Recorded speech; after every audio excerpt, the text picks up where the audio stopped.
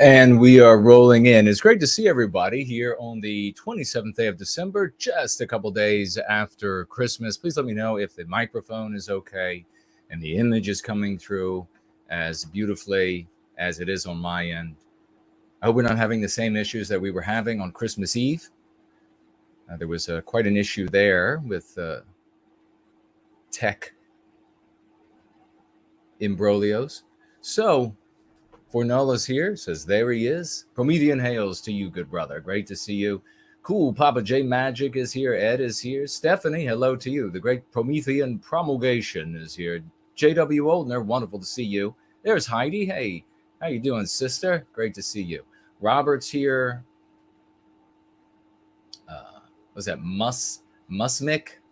Elaine Sabatino, great to see you. There's the great Kate. Hello there, young lady. 0022 is with us. The champions are showing up. Lawrence is here. Montana, kid. Great to see you, good sir. Marlene is here. Welcome. Great to see you. Hello. Is everybody having a wonderful number of days off? Biospiritual Harmony. I like that. That's a great name. Biospiritual Harmony. Indeed, that's what we like our environments to be. Pristine environments. When we have biospiritual harmony, we have a pristine environment. Kingdom of Vinland is here as well. Wonderful to see you. Sherry, hello. Victorian time traveler. Hello, hello. Guys are saying Wild Jason appeared. Yes, I have. Please let your friends know that we are rolling in, and give the stream a like. I don't know if it matters. You know how YouTube, the anti-whites at YouTube are, but honestly, YouTube is as good as it's going to get. I argued against all of the alt platforms and for so long, and now really, what are the alternative platforms?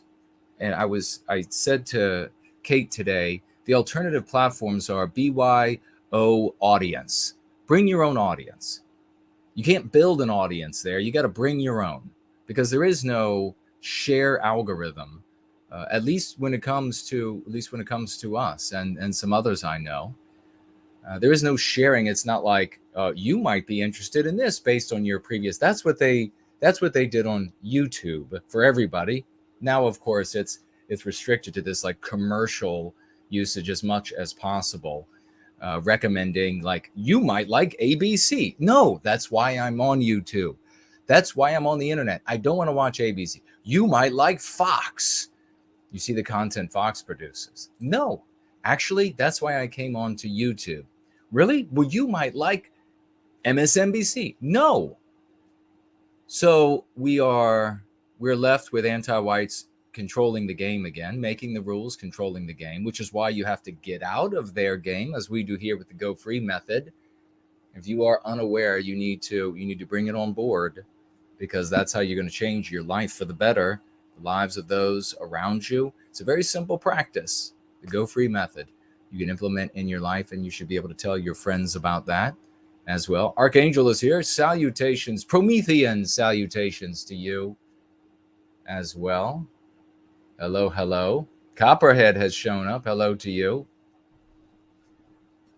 So on these other platforms, you can be live. I've gone and I've looked, and you could be the only one live on the alternative platform, and they're not recommending it.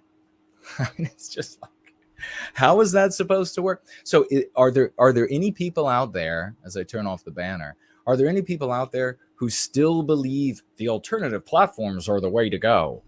Just bring your own audience. The only person that can really do that, or the people that could do that, I mean, I guess like Crowder, if he had to go somewhere, but he's not going to have to go anywhere. He could tell his audience of dupes, hey, come this way, follow me over for brainless slapstick comedy, and they would go. Of course, Fuentes is sexually insecure and confused audience. They've got nothing else to do like jobs. I don't know how they financially gift him so much, but they do. They'll follow him wherever he goes. But most people can't just say to their audience, even a dedicated audience, hey, we'll all go over to another platform, every single one of us. People just like the venue. and they stick with the venue that they are comfortable with. They don't go elsewhere. I mean, I've been streaming on Rumble for more than half a year, and I don't know how many people, 3 sub to me over there. I mean, come on. Well, no, I guess I'm saying 3, like 3 watch regular watchers. I mean, it's ridiculous. White Calling is here. Yes, we're going to be talking about 2 things while we're together, and whatever else you all would like to discuss. Maybe you had some issues over Christmas Yule. You're still having issues with at Yule gatherings. Maybe you're facing some issues with family or friends at New Year's. Many of us are more likely to be among friends on New Year's in addition or in the absence of family. And so you have some questions or scenarios there that you would like to address with us. And I will be happy to speak to them. I have a very long tenure of destroying anti-whites in various ways and bringing people over to white well-being, bringing people at least to a place where they can't disagree with white well-being, where they know that it would be immoral to do so. So if you have any questions along that line, ask.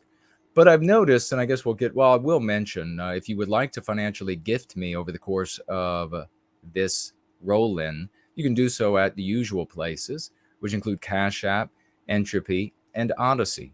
The URLs for all are in the description below. But you may also financially gift me at DLive, at least for now, because the Great Four Null has informed me that perhaps it was a glitch over there at DLive.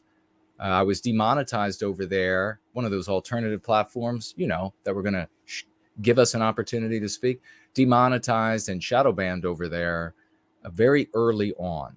But for some reason, I am able to take financial gifts over there in their cryptocurrency. Once again, we'll see how long it lasts. If you try and you are unable, then let me know, because it will just mean that they figured out, oh, we made a mistake.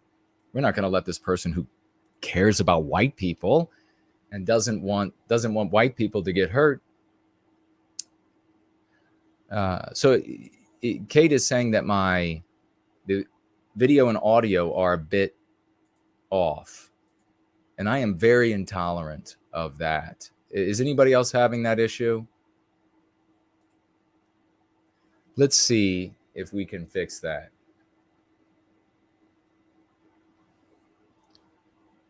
Or not. Not exactly sure what to do if there is an issue.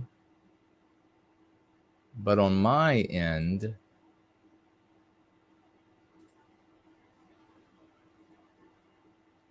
seems to be in sync, says Art Acrobats. Great to see you.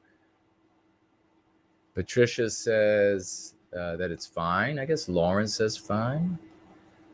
JD87 says, hail to the chief. Is that me?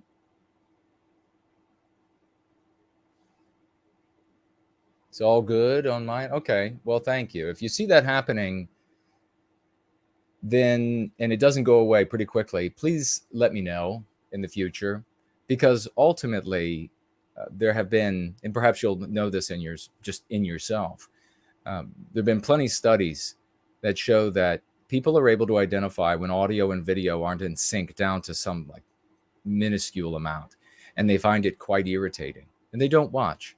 So, if I'm making like these protracted videos that no one will watch, that's not good. So we'd rather just go to audio only if that's going to be the case.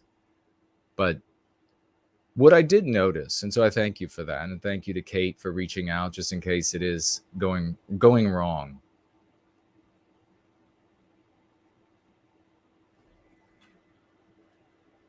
Going wrong. All right. Numerical Courage. Cool name. Ed, another Ed, hello to you. Why don't we start off with a financial gift from the one and only I Love Jesus Christ over here on Cash App. God bless you, dear sister, financially gifting 10 U.S. white well-being crisp dollar bills. $10. Dollar bills. Nice and crisp. Thank you so much. I love Jesus Christ. The time of year for you indeed. That's over there on Cash App. When you financially gift on Cash App, there is no charge to you or me. There is a 15% charge on Entropy and Odyssey, and then I don't know how much the charge is on DLive to cash out. I'll have to ask if somebody knows. Fernol probably knows. Do you know, Fernol, what the charge is to cash out? Numerical Courage says hashtag NWG is hashtag king. You're damn right. King, do you remember how some people got really upset when I was most ill? Did I have COVID at that time? I was most ill, and I was on several medications for that illness so that I could be with you all. And you all have done that before to go to work. We're working people, right? We're not like Nick's audience. We're working people. And so you got to get to work. And by the way, I did hear that day before yesterday, he blamed the destruction of the country and the ruination of the culture on all Protestants. So, I mean, you got to start with one group and then you just move to another group and you just whatever you could say that's offensive. So he's moved on to all Protestants. But you've done that. You've taken a bunch of cold medication and everything to do with your symptoms. You head off to work and you're kind of loopy. And if you haven't slept, you're even more loopy. And I was making some jokes about being king of the world, and I gave myself a hilarious title. And there were actually folks who got upset. They're like, how are we supposed to deal with a tyranny? How am I supposed to talk to people when Jason wants to be this tyrannical overlord of planet Earth and the entire galaxy? I don't know. Maybe stop spurging out so much. Maybe whatever that. I don't even know what that word means. So whatever. Like freaking out. What are we going to talk about, though? What I'm going to talk about is there are a lot of videos going around, and I've noticed over the years, online and in person, when, all right, not going shirtless. Nope. Not going to do that. That becomes, summer is here. Hello to you and welcome. That would become a very different stream.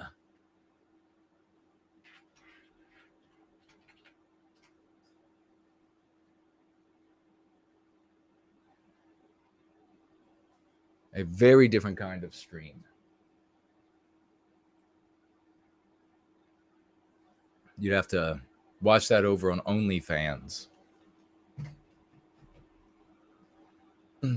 Robert says the whole family is white positive. That's awesome.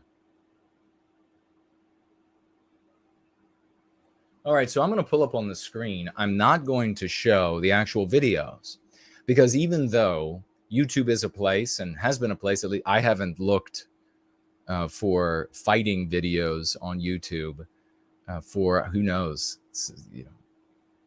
many years. But it has been was a place where you can just type in fight and it comes up immediately. But if I show a video of fighting, I will immediately receive a strike for violence. And that's how anti-whites do their thing. So it's inconsistent application of the rules. That's anti-whiteism, and it makes perfect sense. So what I'm going to do is I'm going to pull up on the screen here in just one moment, because I'm going to be asking you all some questions. And I think it's really important.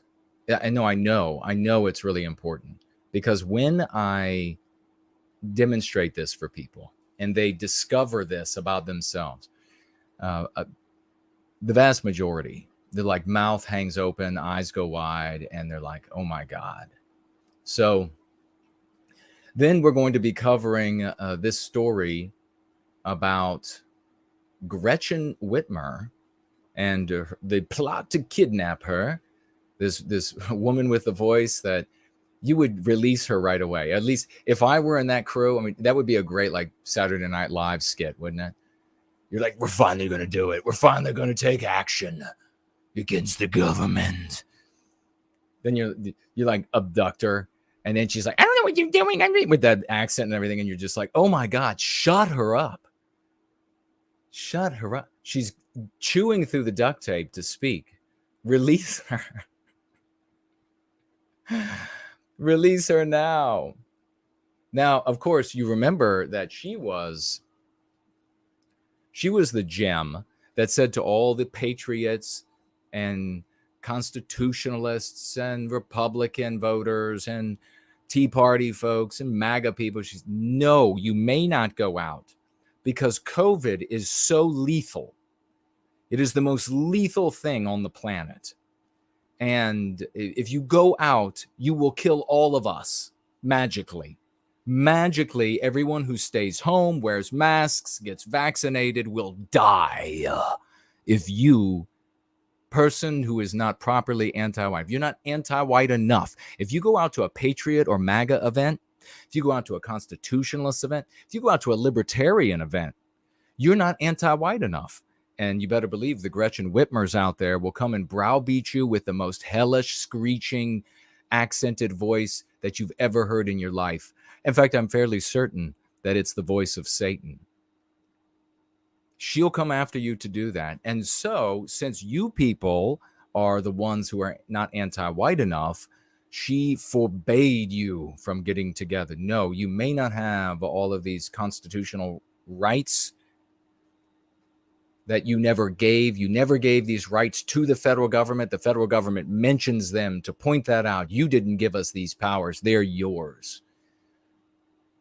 And yet Gretchen steps in. And from my understanding, and granted, this is my opinion, it's my understanding. I'm not a lawyer as far as you know or anything of that nature. So there was a great many laws that she broke, in my opinion, while carrying out these edicts. And then she had no problem going out into the world with Black Lives Matter and all these radically anti-white groups. They're out there arm in arm. Most of them are not wearing masks. Oddly enough, when they began these anti-white shock terror troops, when they began just utterly destroying Western civilization, the infrastructure, the buildings, the automobiles, the signage, etc., all of that expressions of our people. When they began destroying all of that, their masks disappeared, and it was magic. COVID was rendered moot. It was amazing, because when you are filled with this righteous, vehement frothing like a rabid dog having just run 20 miles without a sip of water and having just shoved its face in a bowl of whipped cream. You're rabid. You're that much foaming. Your COVID possibility of infection and transmission and death magically goes away. As long as you're anti-white, it magically goes away. So the hypocrisy, of course, knows no bound, but it's only superficial hypocrisy, because down deep, both of those positions serve anti-whiteism. And I talked for a long time about people engaging in tough talk and Fed talk and all of these sorts of things. And I'll also point out the Feds, come here close. I want to point this out, because I know some folks, come on in. I want to make sure you understand. When you or someone you're talking with, someone you're listening to, when they lay out a situation, scenario, objections to what's going on in society, and the only remedy that is conceivable, the remedy that's unspoken by them because they think they're witty, is violence, the Feds will still come after you. I know. They'll still come get you. they'll still come watch you. So you're not fooling them. Keep that in mind. Keep that in mind, especially when you're listening to others and talking with others, and they set up this scenario where there's nothing that can be done, but I just won't say the one thing, by golly. I just won't say that. And then I can't be, why am I getting arrested? What the hell? Yeah, that's what happens, because they're not dumb. Only you are dumb. But before we get to that story, 16 years, is it, in prison for being a tough talker? Tough talking. When you're a tough talker, you get 16 years in the hooskow and everything that goes along with it. Not just the time, of course. Not just the time, but all that's objectionable. But this, we're going to start off with something much more important for you personally. So let's see if I can even find... You know what? I'll do it this way. We'll just pull up this screen. Yeah, and folks, make sure you tag me. If you tag me,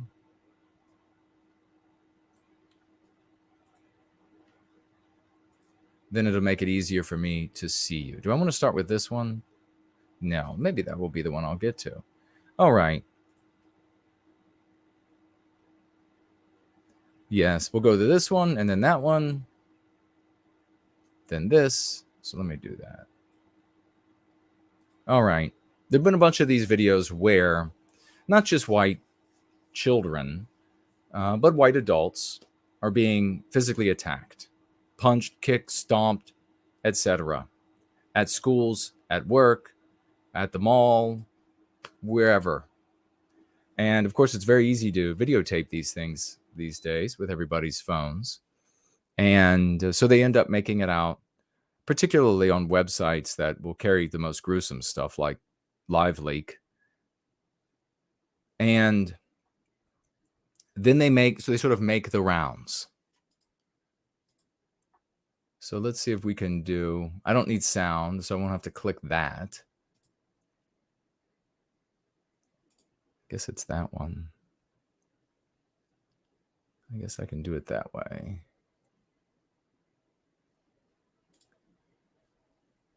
All right. All right. Can you all see that on the screen?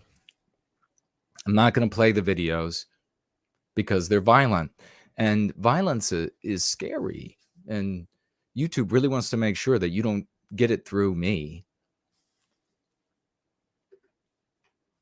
Here you can see, this is a video, and this is of a young man. He's in high school, it looks like. And he appears to be with his girlfriend. You can't see her in the film at this point in it. What you see there is his white face being punched by a black fist.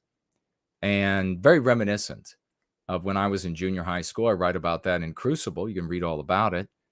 Same thing happens to this young man that happened often all the way back when I was in junior high school. And that is that rarely is there just one anti-white, non-white opponent that decides to fight. They jump in. It's a common thing to see, in my opinion. Could be different in your area. Could be identical in your area. But remember, the ear is against the door. So he was standing, the video begins, and he's up against the wall in the sort of passive position, hugging his girlfriend. And he is sort of like just a regular kid. You know, he's not in spectacular shape, and he certainly doesn't look tough. And why should he have to? And I think he's wearing glasses too. And so this one youth decides to run up and try a couple swings at him, and then one kid, actually white child, grabs him and tries to like pull him away, and then the camera goes back over to the white young man and his girlfriend, and then this same guy here, he comes back and begins punching him in the face. And at this point, of course, the white girlfriend jumps away, and this kid begins attempting to defend himself against this physical attack. And it doesn't go well at first. He goes down. They both go down. And then he begins to get the upper hand while they're on the ground. And of course, a bunch of the anti-white, non-white friends of the guy who is now the guy who started the fight and the guy who is now getting his ass beat, they decide to jump on top of the young white man and punching the shit out of him. And then so that goes on for like a moment, more than a moment. And he sort of takes cover, it appears, by putting his head in the belly of the guy that he was fighting. Then anyhow, the video ends shortly thereafter. So this is roughly at the very beginning of the fight, of the attack, of the anti-white attack.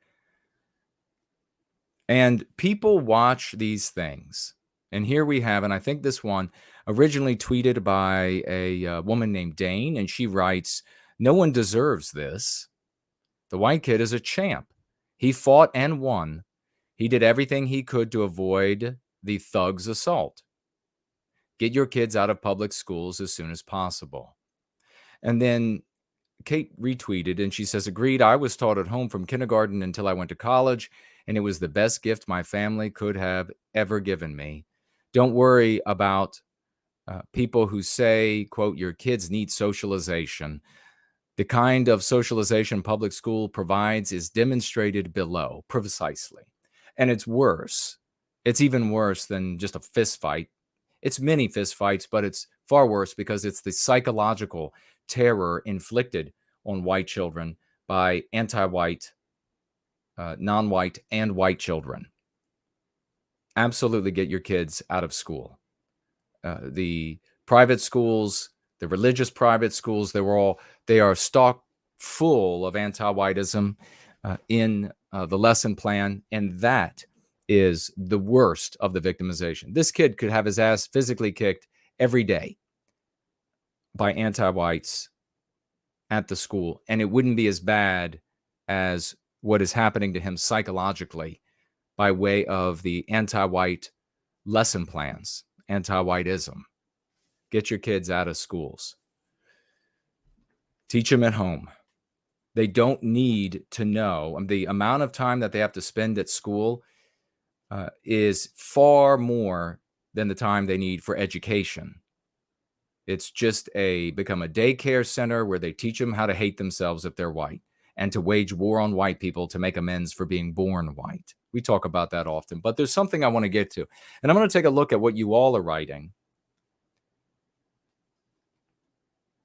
Because then you have this.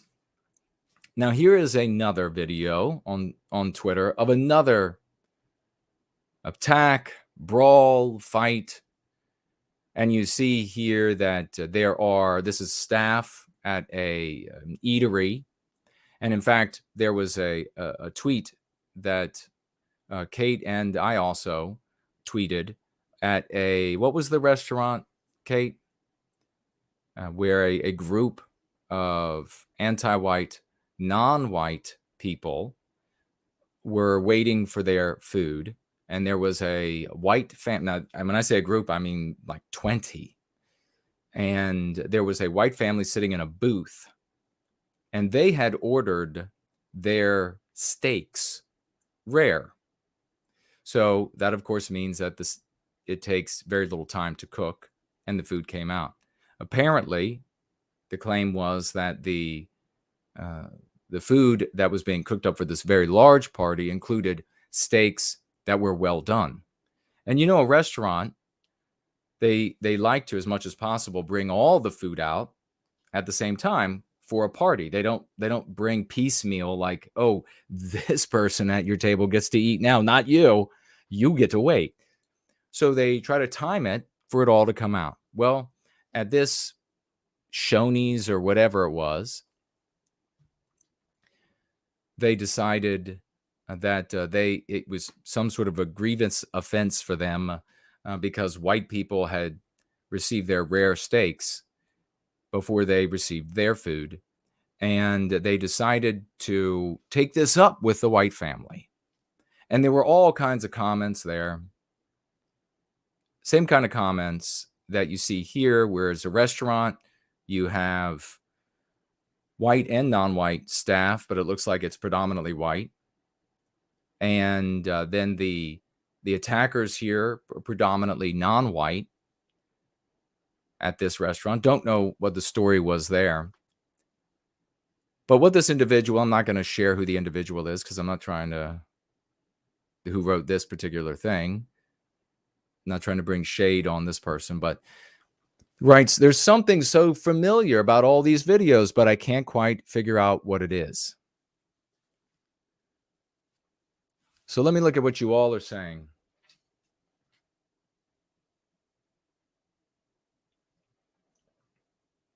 Promethean Promulgation says he heard that at that restaurant it was a different non-white family. I saw one of the guys that looked white, but I didn't watch it closely, so maybe you're right.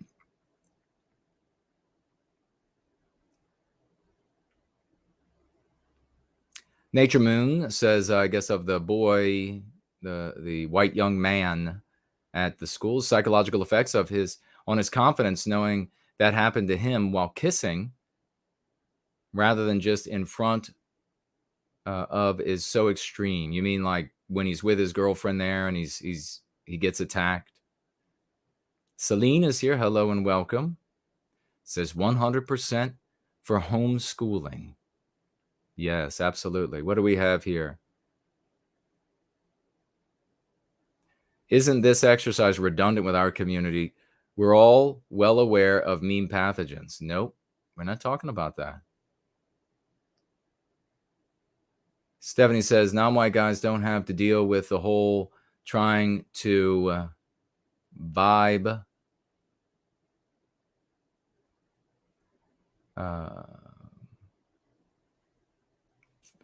with females. MGTOW doesn't seem to understand that. Elaine says, the stream stopped, but now and then I can still chat. She's having some issues. Glad that you're able to make it at all through all of that. Clutching Danger is here.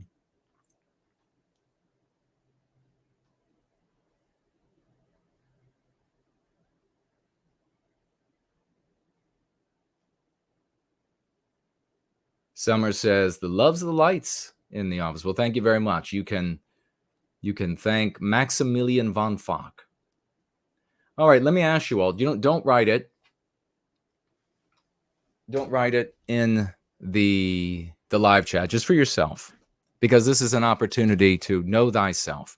What has been over the years your first thought when you see a video like this? When you see a video of the video of the young man being attacked and beaten, and you see the video of the staff here, mostly white, being attacked and beaten. You see the video of what was perceived, at least until this point, the white family being attacked, chairs being hurled at them. What has been your thought? Well, most people focus on the attacker. That is a sign of your illness. I want you to think about it. I want you to really own this. When you see videos like this, and it's a white person, child, teenager, adult, and they're being attacked, and the first thing that comes to mind is the attackers are awful. The attackers, like this person here, in these videos, it's always these types of attackers. These types of attackers have arrest records that run longer and more violently than other types of attackers. You know if it's you, and you don't have to embarrass yourself, because what you're demonstrating right there is that down deep, you do not have a people. Your very first thought, if you had a people, would be for the welfare of the white person. It would be, How is this white person doing? How bad are they injured? That is your very first thought. Let me ask you this. You have a family member that you love deeply. I don't know, maybe let's say it's your mother. Let's say you love your mother deeply or your grandmother deeply, and you're walking with your mother or grandmother in the park, and some thug runs up and punches her in the face and has a hold of her purse and is gone. You don't have even a chance of grabbing him or her or stopping him or her. It just happens and the person is taking off, running away. What is your instinct? Well, if you love your mother or grandmother, it's to immediately tend to her. You're not going to leave her in whatever condition that you don't know she's in. Maybe she's dying. Maybe these will be her last words. Maybe you want to get your shirt under her head so she doesn't have to lay on the pavement. Maybe you want to see how bad the injury is to her face, to her jaw, to her teeth, to her neck. Is her neck broken? Is she paralyzed? Is her heart beating? Was her eye orbit caved in by the blow? Is she blinded? Has she had a concussion? Is she conscious? Is she unconscious? You would, and you know, put your mother or grandmother or whoever it is first. You wouldn't take off after the person. You wouldn't race after the person who did this and shout, I know all about your crime stats. I know how violent your community is. Let me tell you how awful these people are.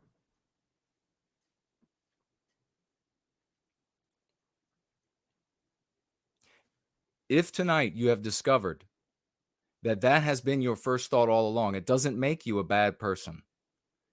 But it does mean that you've got a lot of digging deep to do inside of yourself. When I see videos like this, my immediate thought is for the white person, how bad their injuries, how afraid they were, what's the consequences for them, where are they now? And those are the first things that come out of my mouth. You have plenty time to be angry with the anti-whites that committed the assault, that committed the lynching, the physical lynching.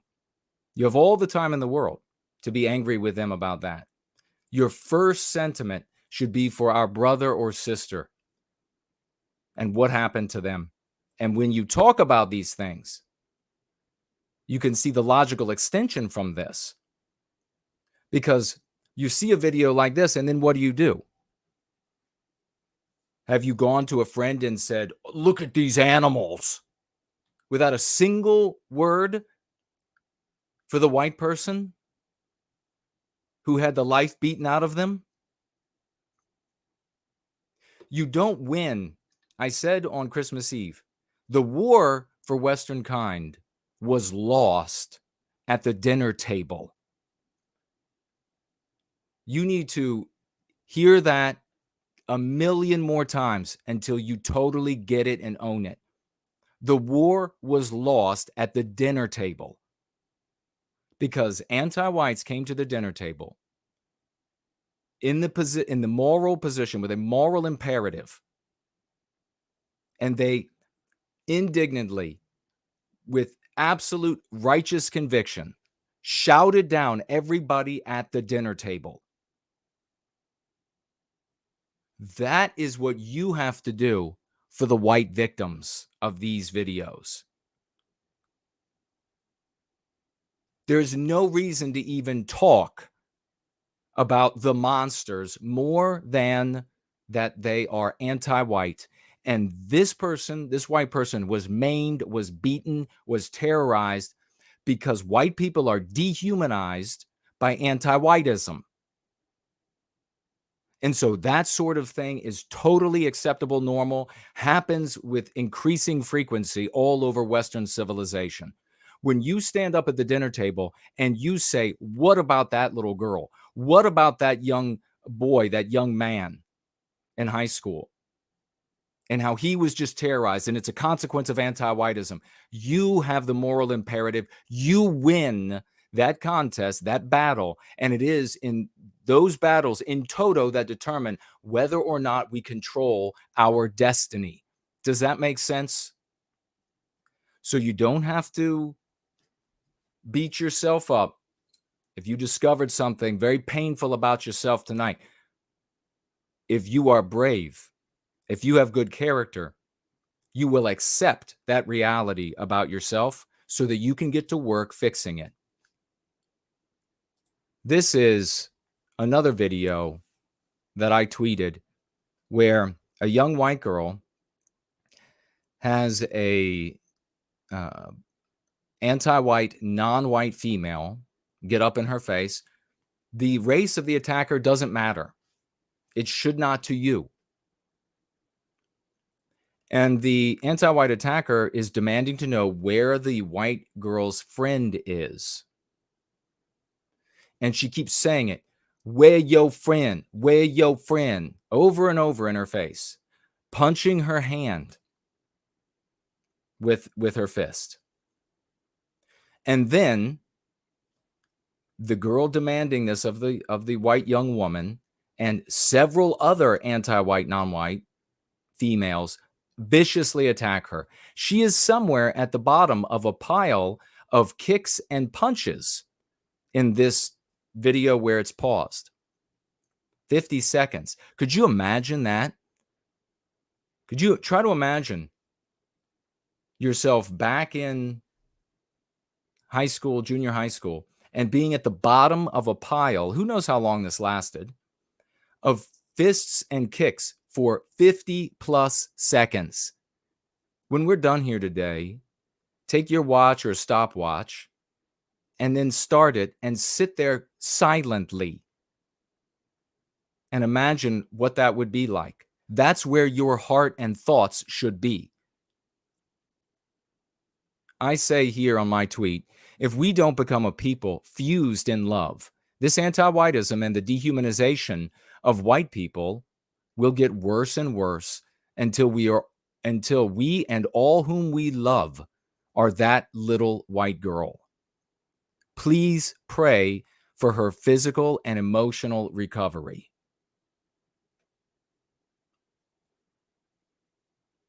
Think about all the time you have spent over the years talking about other races of man when these fights when these lynchings, when these attacks, when these assaults, when these maimings, when these murderings while fighting, when they have happened.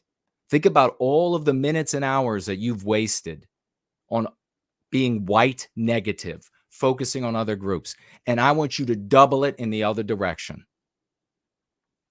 I want you to make the decision and to swear on your honor that you are going to speak twice as long as all of those other cases combined in favor of these victims.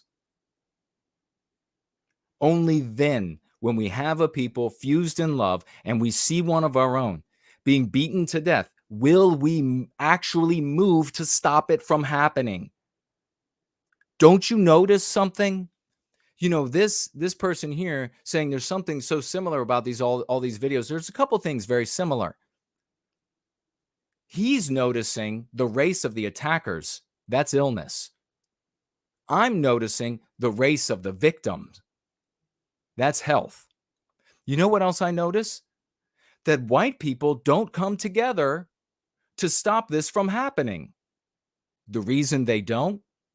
Because they care so little for the white victim, they don't even mention them. You know why in the UK that the militaristic gang rapes have just gone on and on and on? Because we in that once great kingdom don't identify with all those white victims.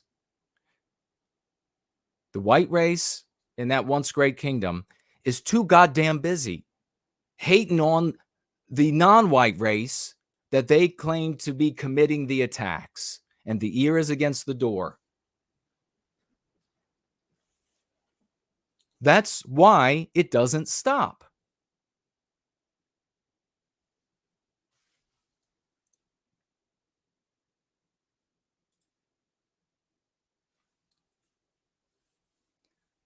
We'll watch this. And this is the future. This is the future. I want you to pay really close attention. We're going to watch a short video.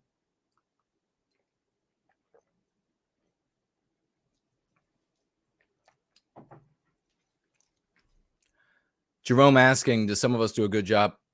Epic job. Epic. And you're one of the best. Thank you for that question.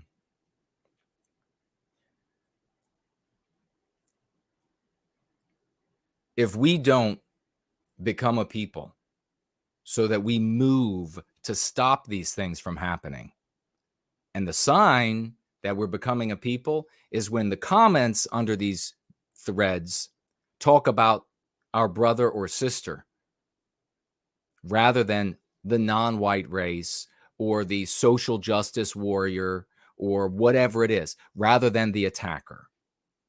Then you'll know we're becoming a people. And then you know that it's about to end. Does that make sense? Here's the future for you. If we don't become a people, I'm going to have to change this so we can hear the audio.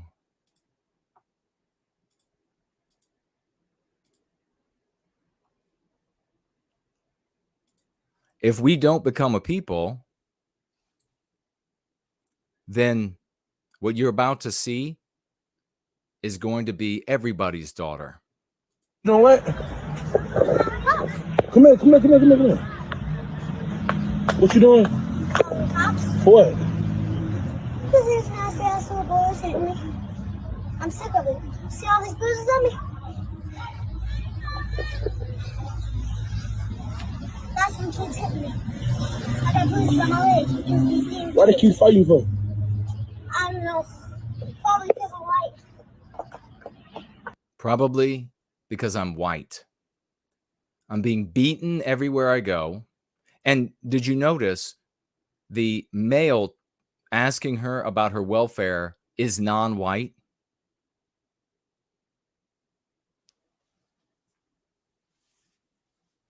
That's going to be everybody's daughter.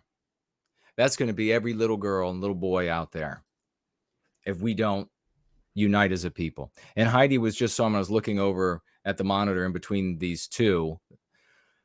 I saw off to the side of my peripheral vision, how do we become a people? It's in the Go Free method. It is being white positive, is focusing on ourselves, is identifying us as the hero in our story. And you do that by using the concepts that we share in the Go Free method. You use the concepts that we share in the Go Free method, and you are automatically put in the center of our story, where we are the hero, where we have the moral imperative, where there is a we, not just a race, a collection of individuals. And that's what we have now.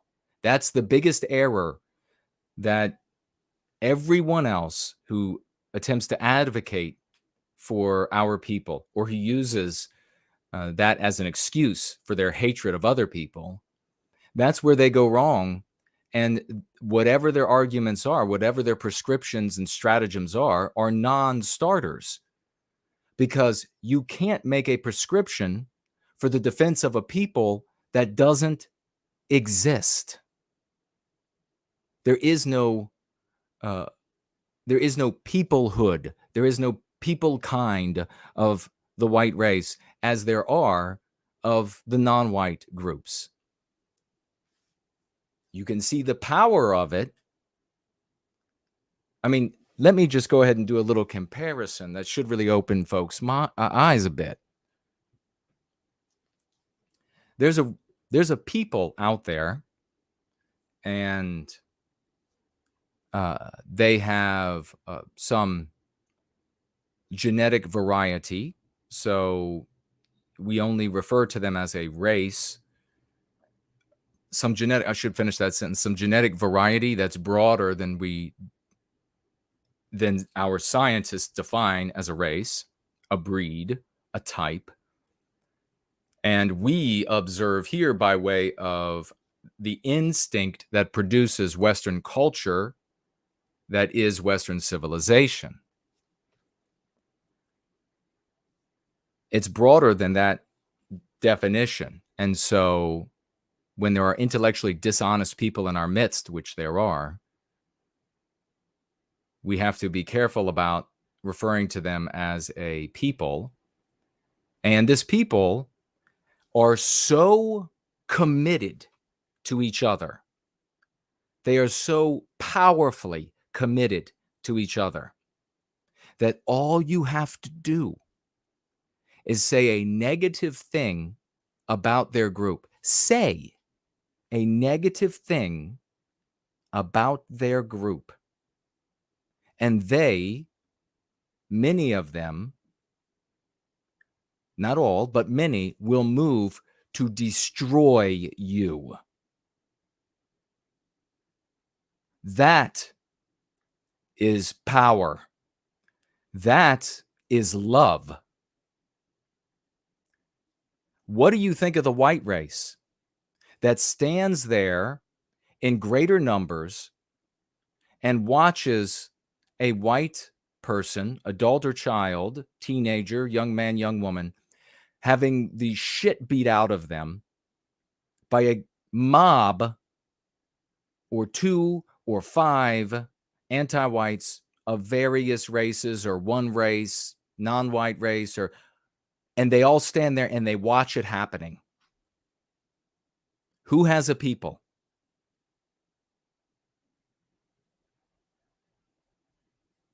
Do you want to have a people? That's the question. Because if you do, then you have to make some commitments. If you want a better world for the white children today, then this little girl right here, who has as a non-white male, asking her about why she's so beat up. If you want a better future for that little girl and all the little girls and boys that are white in the world, then you have to make a commitment to reject all of these strategies that have as their premise that we already have a people. Reject all of this doom documenting and this doom dissecting and this doom divining that look at other races of man and complain endlessly about them and talk endlessly about them. What do you want to have? Do you want to have a world where this little girl grows up and somebody says something negative about the white race, and white people come together the way we see other groups come together to defend her and all of the little boys and little girls and all of us as a people? Would you like that world? Or would you like the world where you continue to complain about other races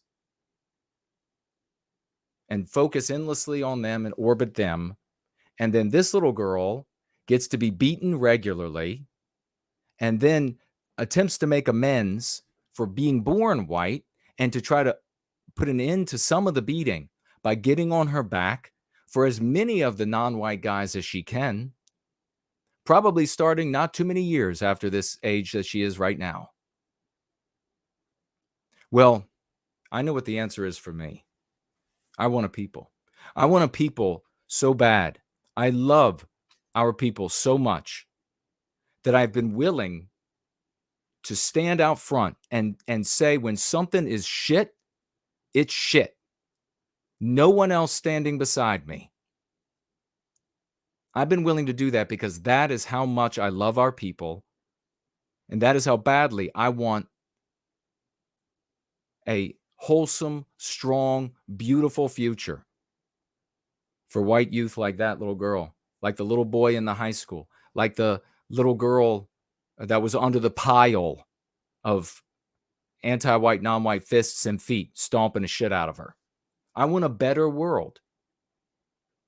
And the only way we're going to have a better world for those children, for ourselves, is to become a people. There is a paragon, certainly a paradigm, but there's also a paragon out there. We have created the resistance to the psychological warfare waged against us. Now, you can either hear the arguments I make and decide this makes sense. He has proof of concept. I'm going to go this direction. Or if you want to disagree with me just because you like some other way or whatever, the only thing that you can do that is the least bit moral is to keep your mouth shut about me and the good work that we're doing here. Everyone out there who decides, I don't like this go free method, and then decides they're going to tell the world that Jason is a cult leader, and Jason is a murderer, and Jason is a rapist, and Jason is all of these sorts of things, are demonstrating the kind of scum that they are. But there's something there that you really should know, because if you're willing to listen to that and not object or immediately walk away, then you are scum as well. We have a real mission here. There are real lives. And I speak about this passionately because I had to physically defend myself while surrounded by probably 5, 6 to 1 white people. Not only did they not help me when I had to physically defend myself and walk through the halls in terror, wondering when I was going to be physically attacked in a place where the attacks were brutal, like you're seeing here. Absolutely brutal. Not only did I have to walk around with that terror haunting me, but when I was in the midst of the actual fights, they would just stand and watch. So I can get into the heads of these white victims, and it's time you do too. So I'll see what you all have to say about this. I think that's about enough. It's a very important point. We have one financial gift from Western Inoculator. Great to see you, brother. $10 white well-being dollars. He says, hello, Jason. I recently saw your Instagram bio that said you are hated by Nazis. I just checked your IG, and thankfully that is no longer there. I don't know if an anti-white hijacked your account and put that there, but in case they didn't, why would you use the anti-white term Nazi? Because these people who were saying everything I just said and worse were calling themselves Nazis, and they were using the banners, they were using the etc., and it was a FU to them. And because I was hung out there to dry with how many people coming to my aid, how many people jumped into the hundreds. There were hundreds of scum that came after me. How many people jumped in to defend me?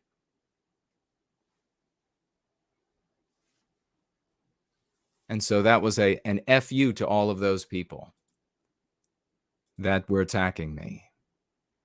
Thank you for the financial gift. Looks like D Live is empty.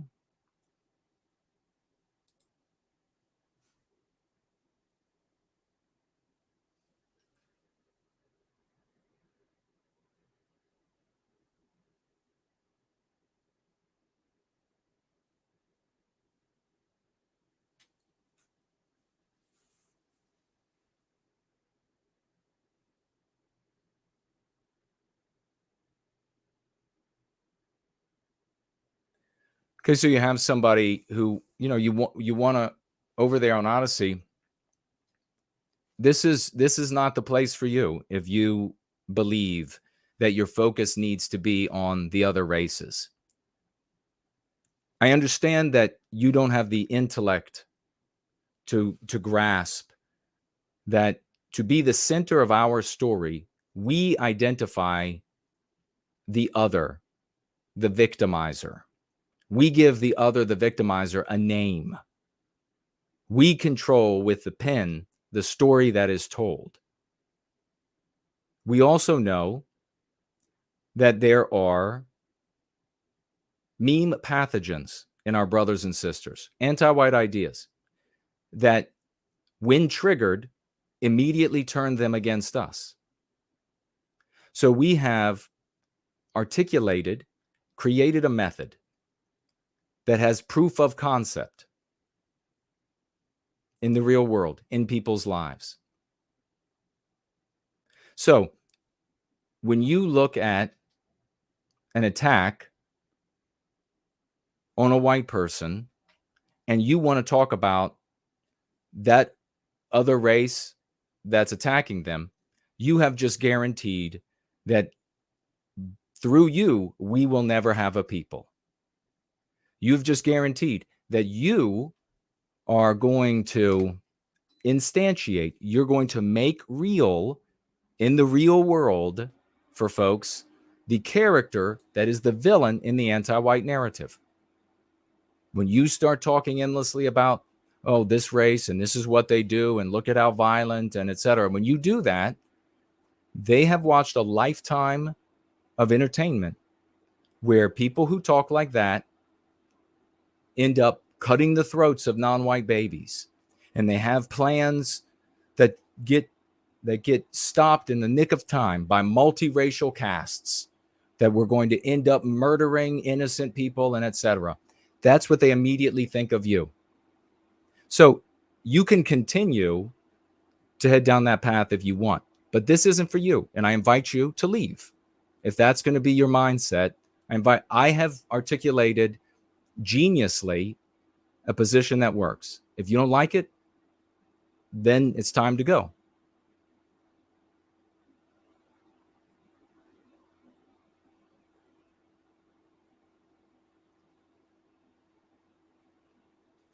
That is the bottom line. I mean, in reality here, there are going to be folks who they want to be the villain in the anti-white narrative. They've had a lifetime of imbibing the anti-white narrative through entertainment. They believe that's how you advocate for white people.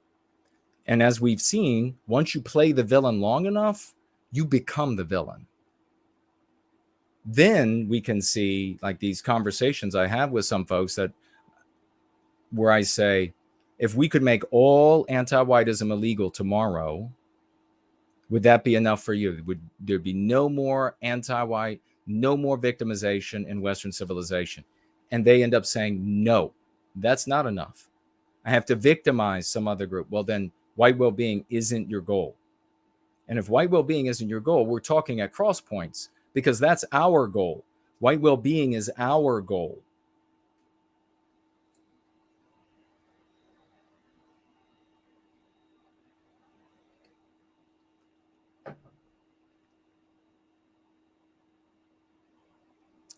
Let's see. Victorian Time Traveler says, I remember the parable about your friend being bitten by a venomous snake, and instead of getting your friend medical attention, you kill the snake. Yeah. Where's that from? Heidi says that she says, I defend you when she hears. Thank you very much. She says, I defend you. She says, if she would have been on at the time, there would have been some serious cussing going on. Well, thank you, good lady. I appreciate that. Hey, Cat Scan is here. Great to see you.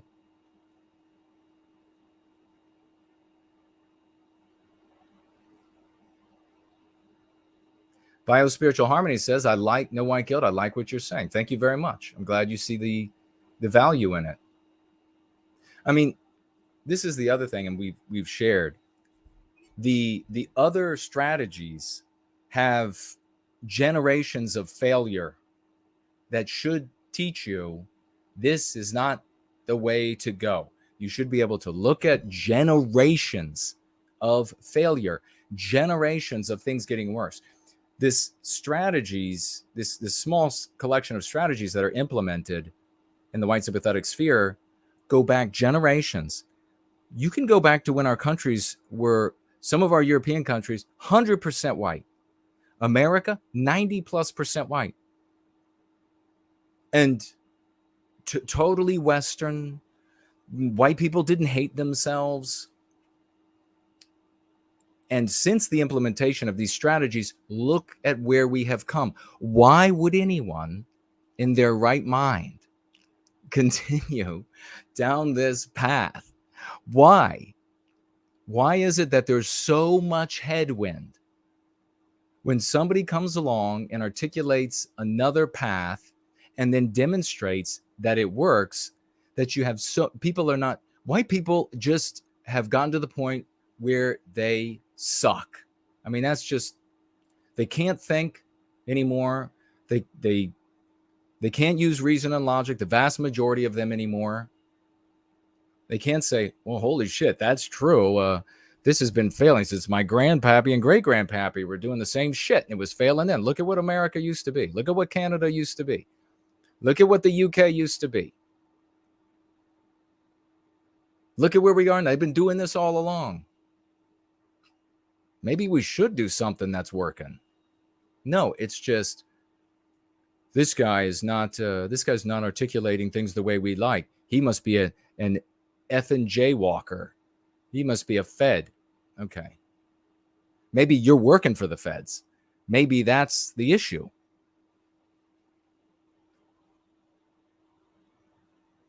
Lunder is here. Great to see you, brother. He said that race you mentioned, we shouldn't look to dismantle what they have as the white negatives look to. We should look to match that. That's what separates us from the negatives. Very well stated, brother. Precisely.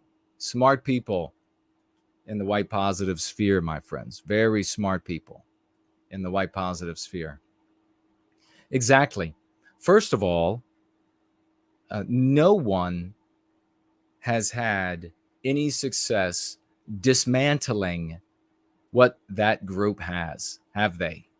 In fact, the more effort you put into this violent speech or desire to bring negative attention to them, the stronger that it welds them together. Because then what they're taught when they're young is seen in the real world. There's so much to it. But you had people like, of course, Henry Ford. When there was no way to totally obliterate everything that he had, and they still took him down. So it's just this kind of, and I didn't even think about this when wanting to do this roll-in, that this focus on, in this case, it's a different race most of the time than that particular one, but it's that same white negative mentality that doesn't have a people. They're a bunch of individualists, and they've become, many of them have become the actual villain in the anti-white narrative. They live to hate and to want to bring negative attention and to say bad things about other groups of people on the basis of their birth. That's what they live to do. That's what they are. And then, to various degrees, they have shreds of where they got started, which is concern for the victimization of Western kind. And so they'll still kind of speak to that maybe every now and again. But it's always very telling when I say to these people, okay, you've talked this long about this other group of people. How long do you talk about white people? When do you do that? Never. Gotcha.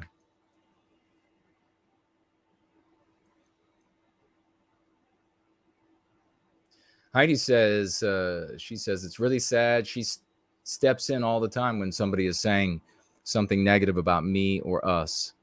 It's really sad. Yeah, and she says, other whites just stay silent. They really do. They do. It's sad. It's sad that the heroes are all gone. How many like content creators, how many organization leaders, how many people in like the circle of whatever it is, maybe it's one of these European religions or it's a Catholic group or whatever, and they're saying negative things about white well-being. How many people are heroic enough to stand up and say, this all is bullshit that you're saying? No, they just sit there and they're like, okay. There's pressure from like the lowest and dumbest and most violent cretins at the very bottom, and probably people working for anti-white organizations and governments and that sort of thing. And they're like, well, they'll say something bad about me, so I'm not going to stand up against this. So you could look at all of those folks coming after me as sort of a bellwether of what is the white sympathetic sphere. It's essentially just the anti-non-white sphere. And then it just has someone like window drapes on with that have something to do with white people. But we need, if we're going to stop these beatings, when you see it, the first thing you have to think is, my God, what's going through the mind of that white person? And now you have to ask yourself, why didn't that go through your mind first? Why didn't you immediately think? And this Dana woman, at least, where is it? Or Dane, she says, no one deserves this. The white kid is a champ. So she's thinking about the white child, at least.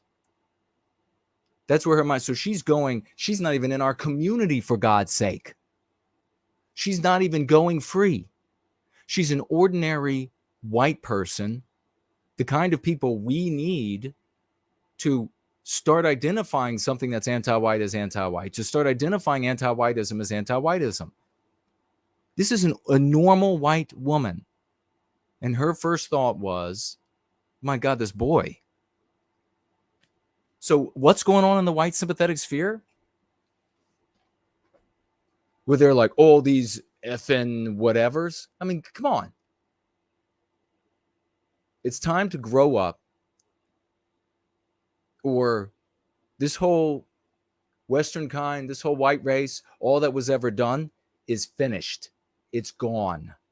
It's time to grow up. This isn't a game. It's not just about knowing the worst thing that's happened recently. It's serious. And when we're seeing children getting beaten, if you can't take that, if you can't be serious, and you can't say, okay, work's got to be done on myself to start, but work's got to be done. If you're not willing to say that, then you're definitely not meant for white positivity. Just go. Just go. We want healthy, positive, action-oriented people in white positivity, in service to white well-being. That's what we want. You know, probably half of the so-called white sympathetic sphere seeing this video here could go on for like 3 hours on the stats of the race of the attackers. Not a word about white people. Rory Herbert is with us. Great to see you. Scott is here. Just for Fun is here. Hello and welcome. Bubba Smith is here. It's a great name.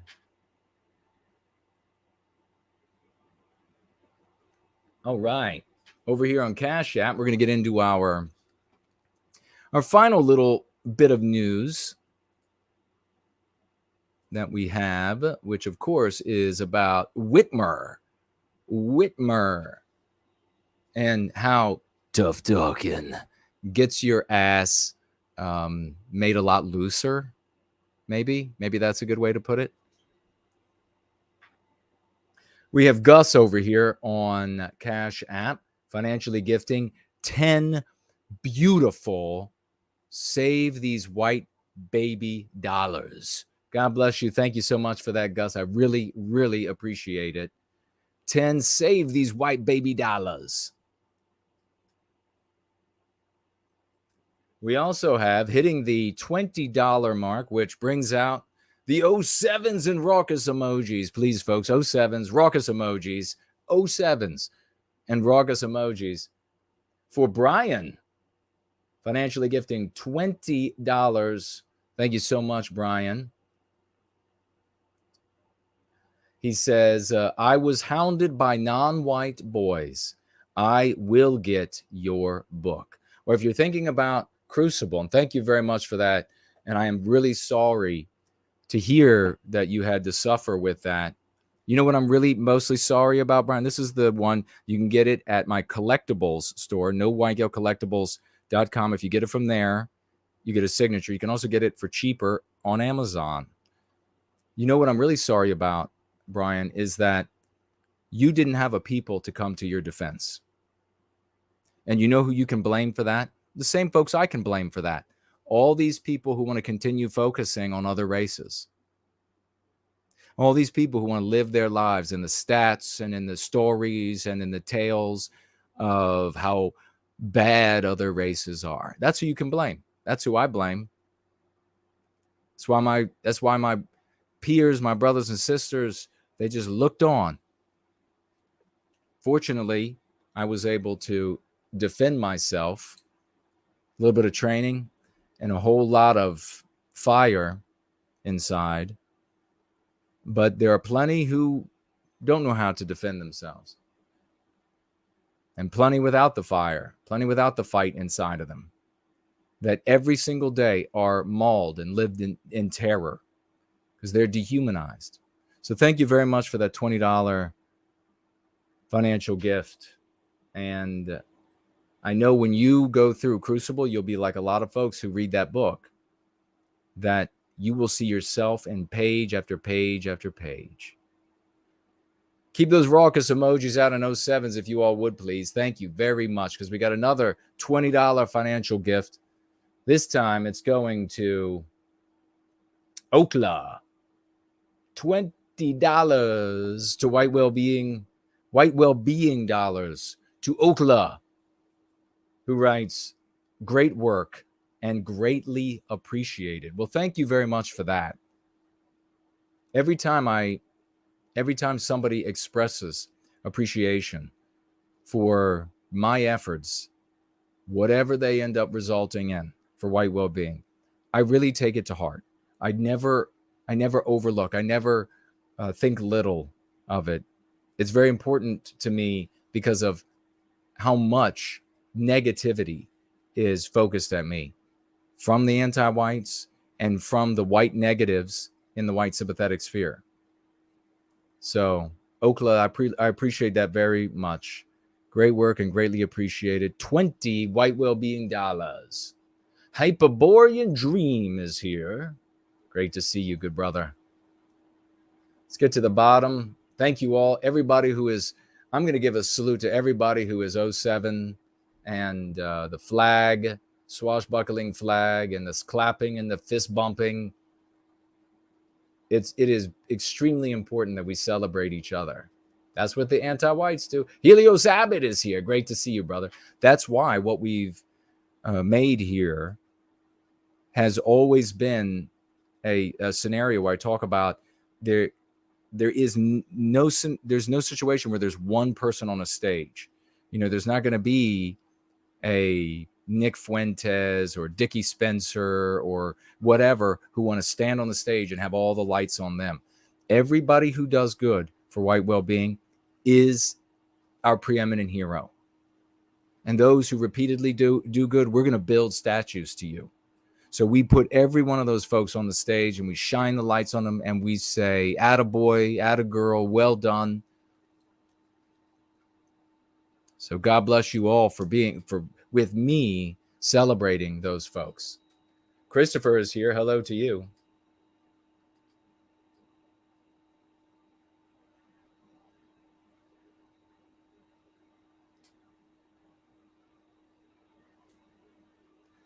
Christopher says, I hope what he's saying is just strategic because not recognizing patterns is a psychosis. Let me ask you this, Christopher. Is it possible to see patterns in the geological behavior of a volcano on the other side of the world? Now, I'm not talking about one of these what are these like these like totally epic volcanoes from they form the calderas. What are those volcanoes? Super volcano? What are they called? No, I'm just talking about like a run-of-the-mill volcano. It could be dangerous for the people who live near it. Maybe not kill them or kill many of them, but if it went off. But is it possible to read the patterns? Is it possible to look at the history of earthquakes and see that when there were eruptions, there were histories of earthquakes and that they occurred in very specific sort of fingerprint fashion? And what about also observing groundswell when magma begins to be pushed toward the surface? Do we have any volcanologists? When it begins getting pushed to the surface, was that present before the eruptions of the past? Let me ask you, what can you do about the eruption? You can do about as much about that eruption as you can about the power wielded by the most powerful of another group of mankind. So the psychosis is in thinking about it at all. That's where the psychosis is. You need to realize where your error began.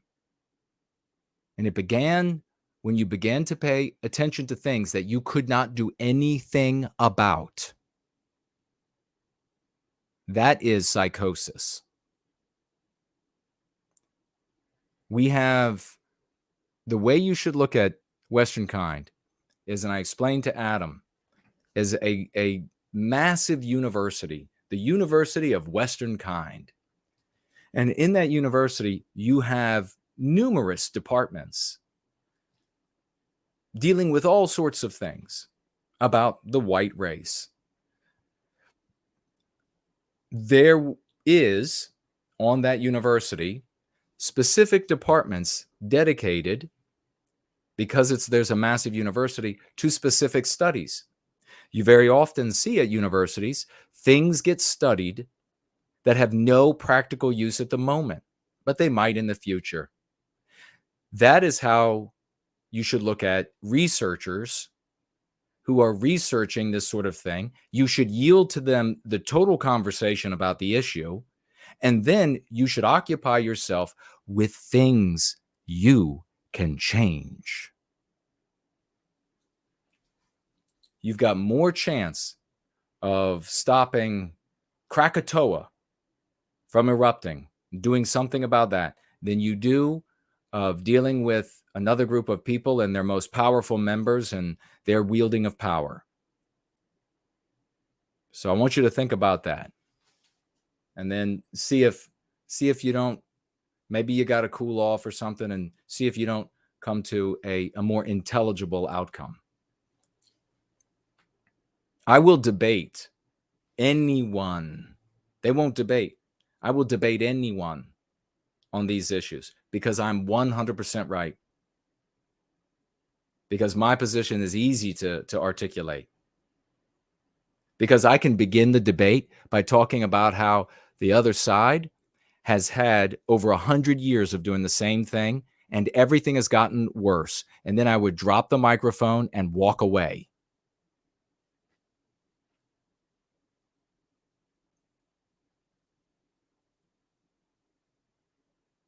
Says the Victorian time traveler said he heard the parable at church. That's where I heard it too, brother.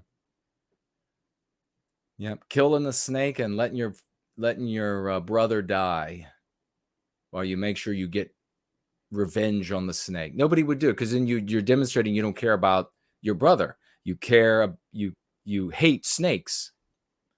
You hate snakes more than you care about your brother.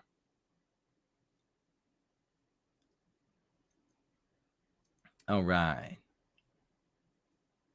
I love that Heidi came to my and therefore our defense. Could you imagine Heidi getting fired up? That would be spectacular.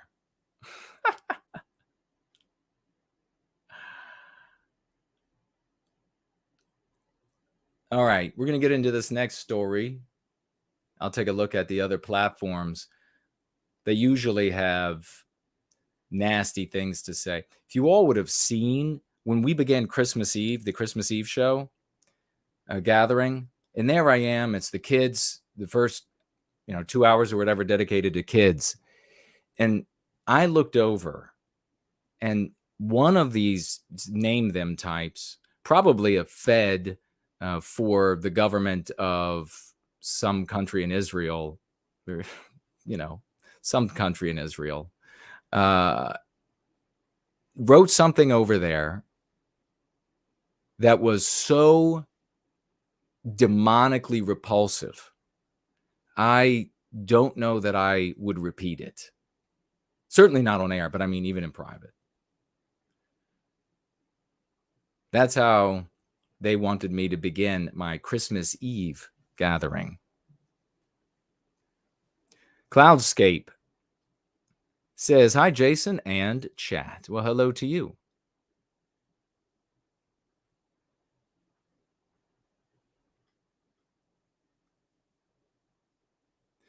Heidi says, oh my God, you have no idea. When I get fired up, it usually is a scene. That's epic.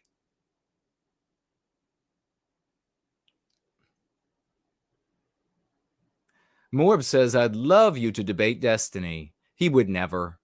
I mean, he's got a colossal audience, and there's just no reason to give somebody to take the chance with somebody like me. He can't benefit from it. He could only get hurt, which he would. Morb goes on to say, I think he's too afraid. Well, there you go. We're simpatico, my friend. We're simpatico. I think he's too afraid, considering he used Wikipedia and Google for his sources. Oh, my God. While not acknowledging any other sources that oppose his views. And I'll tell you more right now. Well, at university, you can't use, or any university worth anything.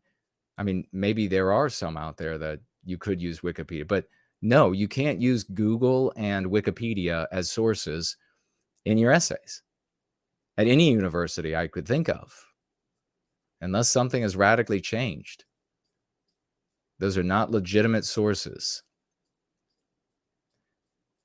of information. But ultimately, Morb, I would not need to even have recourse to a citation. I would stomp him into the ground.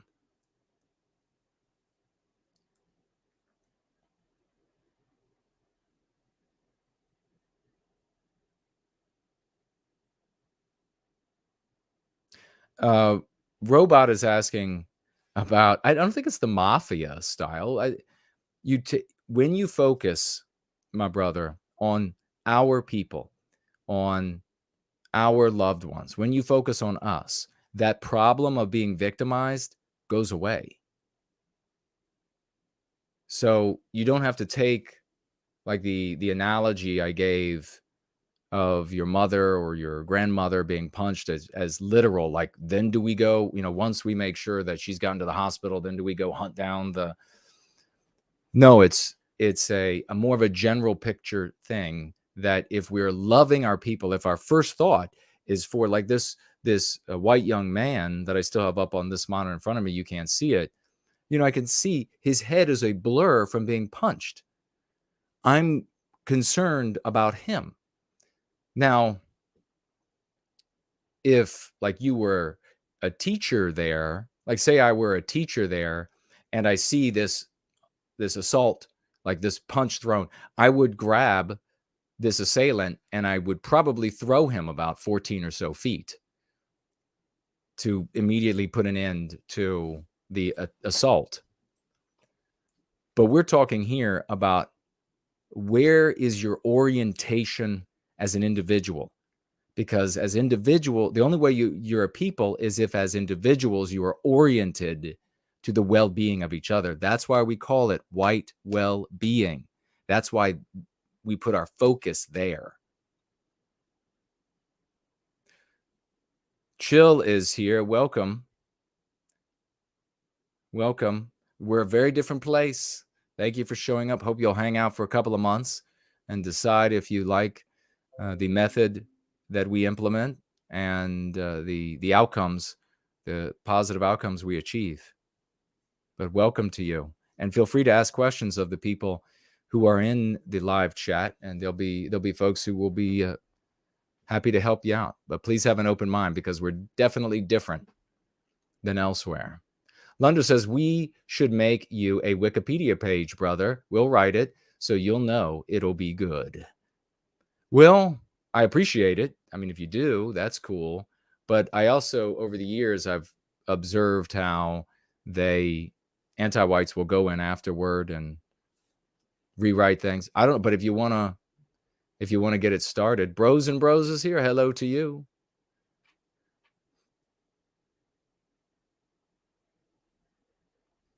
All right.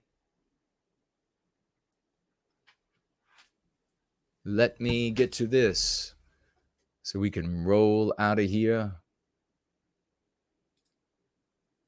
But first, massive 07s, raucous emojis, maybe some swashbuckling flags as well. You know who I'm about to say, don't you? Dude Bro Moment, financially gifting 50 white well-being dollars. God bless you, brother. God bless you so very much for white well-being, he says. What an epic champion. Thank you all. Bros and Bros says, Merry Yule season. Promethean Yule to you as well, my friend. Thank you all for celebrating. Dude Bro Moment. I actually had my salute is actually very sharp, very handsome. And these people looking for anything to say negative, it was hilarious. They said, oh, his salute. He's obviously a Fed. Look at how he salutes. And then at the same time, it's his salute looks like shit. Okay. All right. Good for you. Dude Bro Moment. Coming in here late in the stream. Great to see you, brother. Thank you so much. Thank you for being the Herculean champion. Reliable as ever. All right. We're going to do the story, but let me see what's happening over here on D-Live and Odyssey. Doesn't look like any financial gifts on D-Live. Merry Christmas, No White Guilt. And that is from Doc Holliday. And then I don't see anything else written there. Let's check out Odyssey. Any financial gifts? No.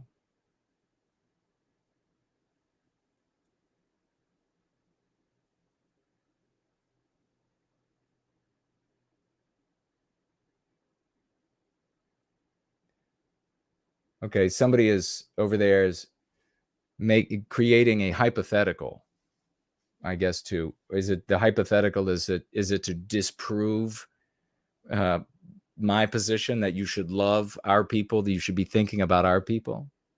He says, Jason, what if me and a friend are driving along and being chased and shot at? I'm not pulling over until the gunfire is addressed.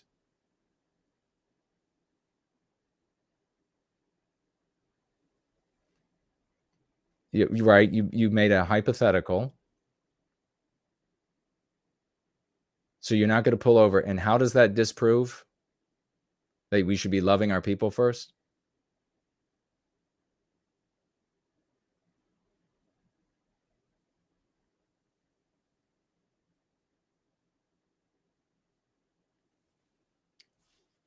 Somebody else over there writing that calling people who call themselves Nazis, calling them Nazis is counterproductive.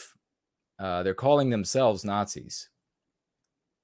When people say the most disgusting things about me in a chat forum, and they have like Goebbels as their avatar, and they write 88, that's somebody who's calling themselves a Nazi, right? So you can't, I mean, it's really silly to complain.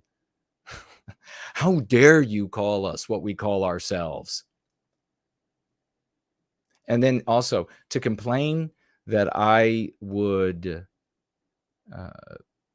criticize dangerous, destructive behavior that is ruining people's lives and undermines our effort for white well-being, that somehow is a negative thing. No, you need a corrective feedback loop. And the reason why the white sympathetic sphere has so many people who have actually become the villain in somebody else's story rather than putting our people first and putting it into our victimization first. The reason that's happened is because we don't have a corrective feedback loop. When somebody says, this is retardus, why are you doing it? And they immediately are attacked, and nobody will defend them. Nobody will say the attack should be stopped, and you have to address his arguments. You can't just say he's a rapist. Nobody would do that, and then therefore you don't have a corrective feedback loop. It's almost like anti-whites have kind of engineered it that way. I mean, I think we do have to look with a bit of a hairy eyeball at the people who make these arguments to undermine a feedback loop, to endorse and tolerate the kinds of character assassination tactics that the anti-whites pull off elsewhere, and that people in the white sympathetic sphere, normally they're like, hey, it's unfair, the character assassination. And then within the white sympathetic sphere, oh, somebody's questioning something that destroys the lives of advocates, character assassination. Let's implement that right away. Let's do some more character assassinating. It's also trite and obvious. And people are just cowards. People are just going to stand up against it. People won't self-reflect. People feel powerless. And a lot of people have gone down the road so far and suffered so much. They have that, the fallacy, sunk cost fallacy. They're just like, well, I've already ruined my life, so I'm just going to keep doing and advocating this. And anybody objecting to that, I'm just going to say is a rapist and a murderer and whatever else. But I have advocated that we don't do things.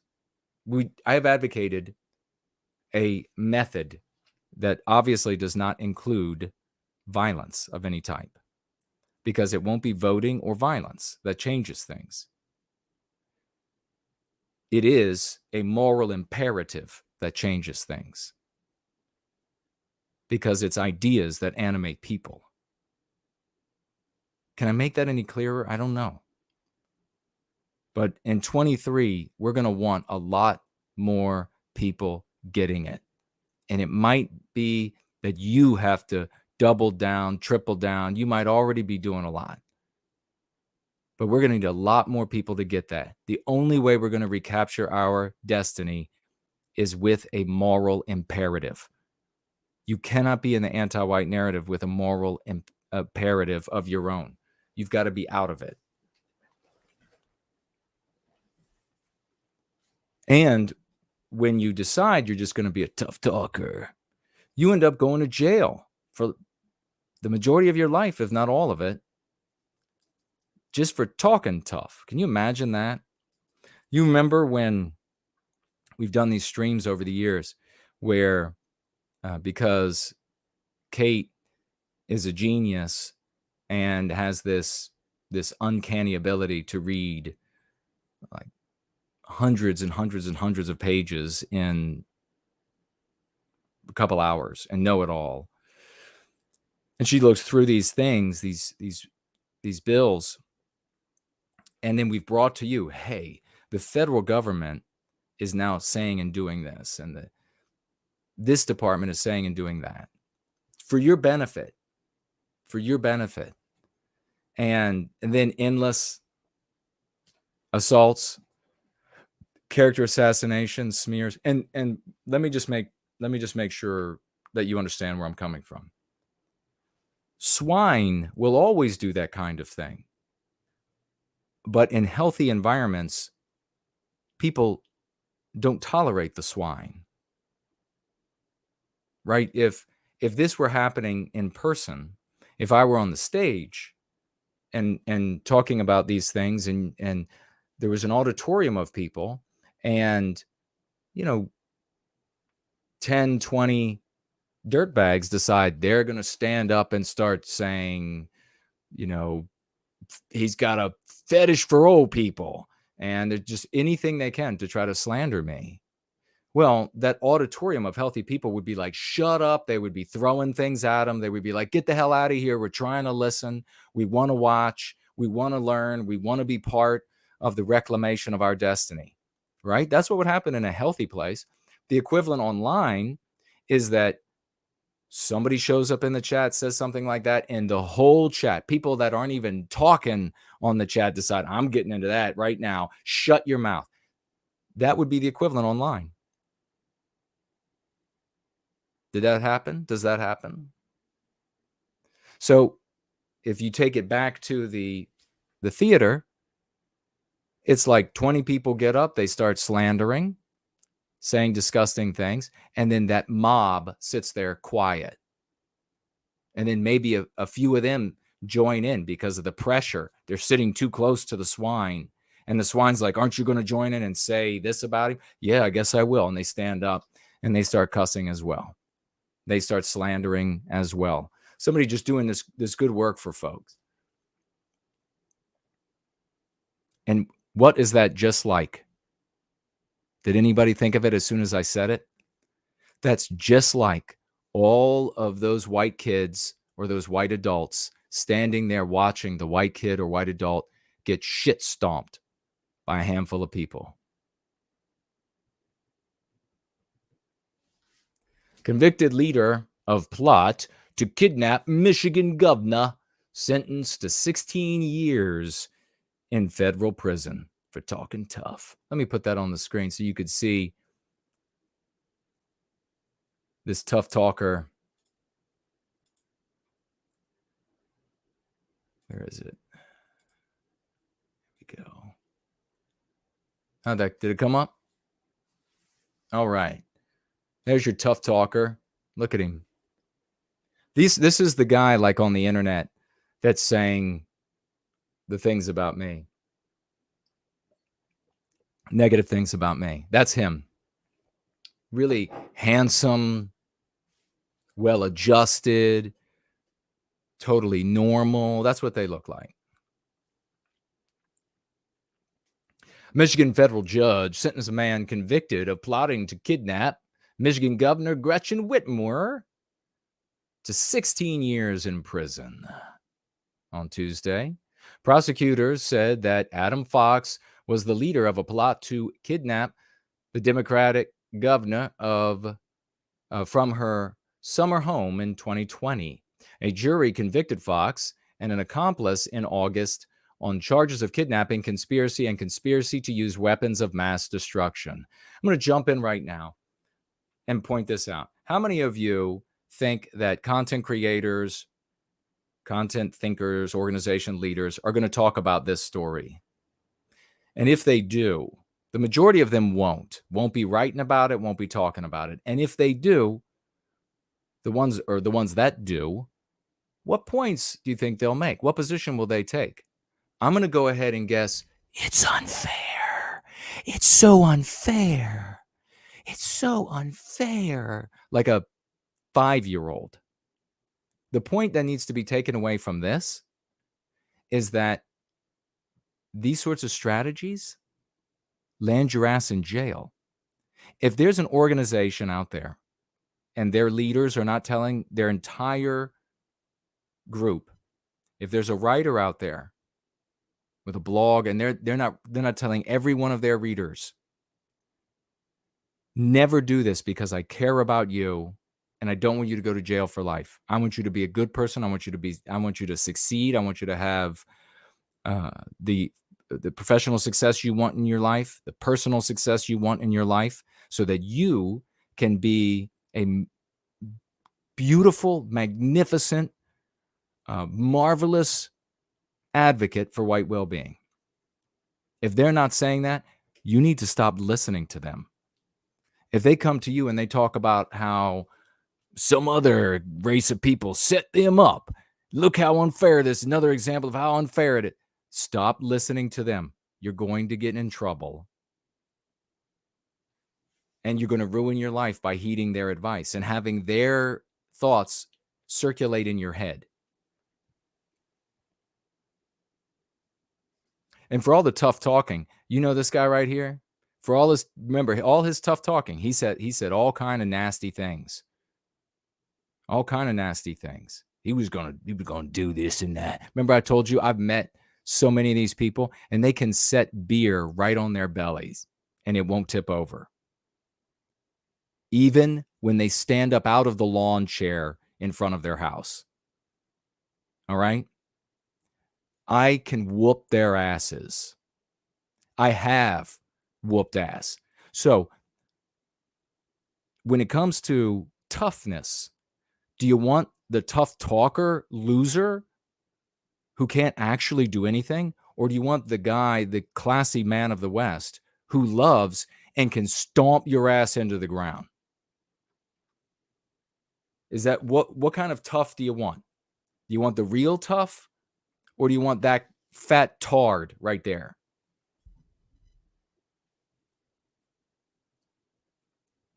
And don't you dare say, well, he was just set up. We had long before the internet was robust enough for all of this conversation and white advocacy, we met in person all the time. That's all there was IRL.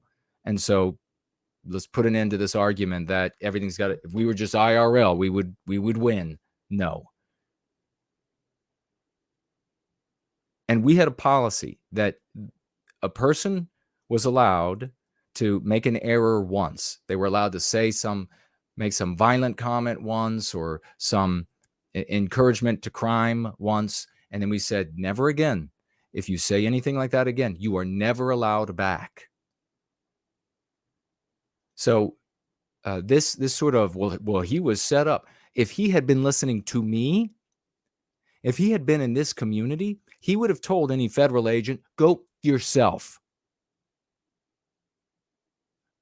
He would have said, we have a strategy to contend with the psychological warfare that's waged against us. And since you're making a suggestion to me to kidnap a governor, I'm going to tell you to go yourself. So this guy, really think about this for a moment. This loser right here, he had gone wrong. He could have gone right. If he had heard about me, and who knows, maybe the only things he heard about me were these lies from these losers out there who want to turn people off from me in this community. And so instead of getting the lessons he needed to maybe be a great father someday, to maybe pull himself out of this wretched state, he ends up heeding the words of undercover agents. Think about that, because these are real lives.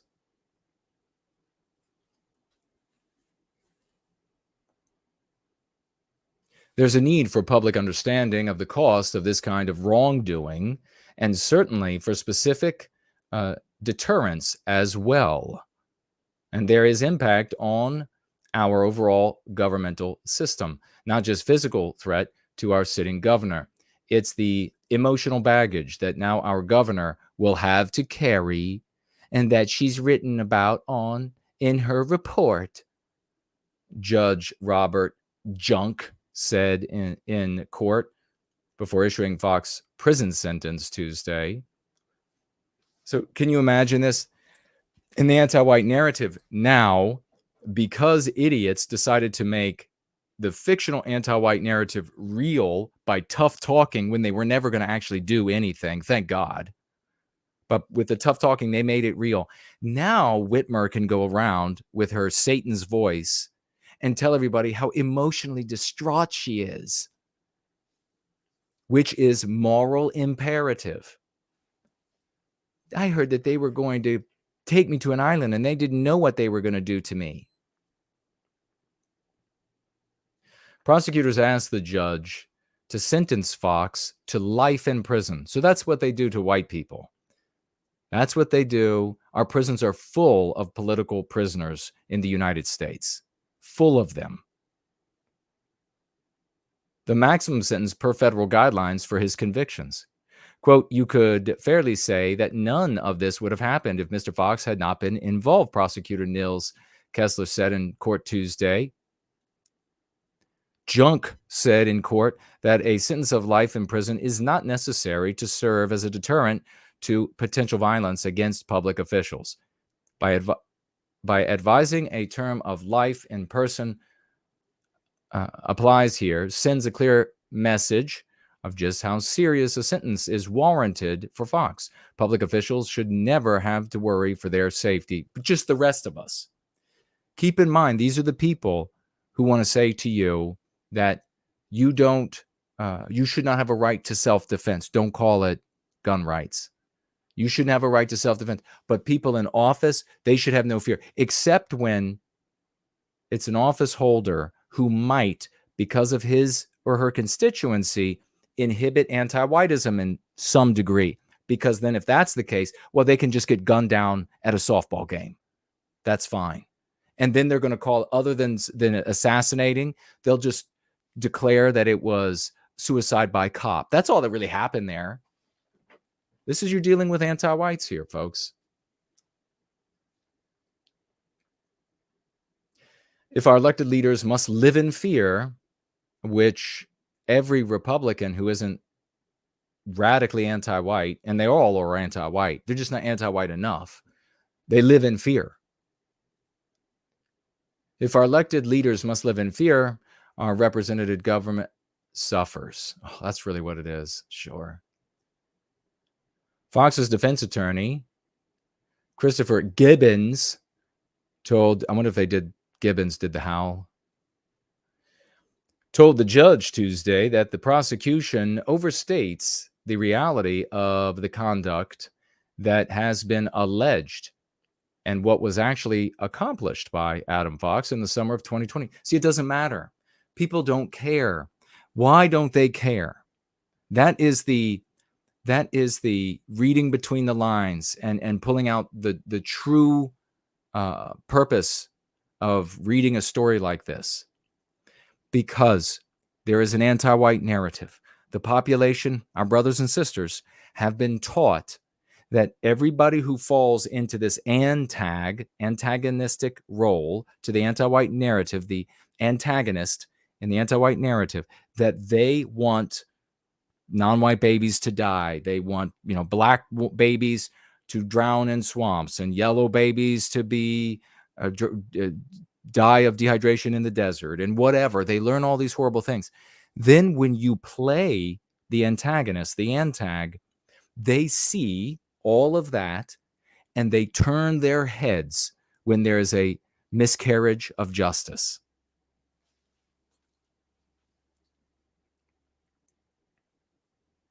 Fox declined to speak on his own behalf at his sentence hearing.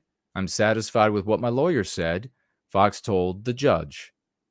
In a sentencing memo, Gibbons asked the court to sentence Fox to roughly 4 to 6 years in prison. What he said is aligned with the prison sentence issued for co-defendants who pleaded guilty ahead of trial and were awarded lower sentences for cooperating. So you can't even cooperate with them. They're just like, enough is enough. 2 others have to serve a minimum of 12 years and 7 years, respectively. The alleged commander of the group, Morrison, who, according to affidavits filed with the Attorney General's office, went by the online moniker Boogaloo Bunyan online, must serve a minimum of 11 years. We used to have people coming in the live chat saying this need for Boogaloo and all of this sort of stuff. Can you think about that we ran that scum off, and who knows what would have ended up happening. How many of you would like to spend 10, 12, 11, 16 years in federal penitentiary. Look at this. So the takeaways, if he had been listening to us, he'd be free today. He would have told the people working with the feds to themselves. He'd be improving his life. He'd be effective. Who knows? Maybe he would put up a sign somewhere for knowwhyguilt.org that somebody in his state with hundreds of millions of dollars in contacts would end up seeing, and then would look into our work, and then would decide to help take us to the next level. And it would all be because of this guy. But instead, he's going to learn that the prisons are filled with proctologists.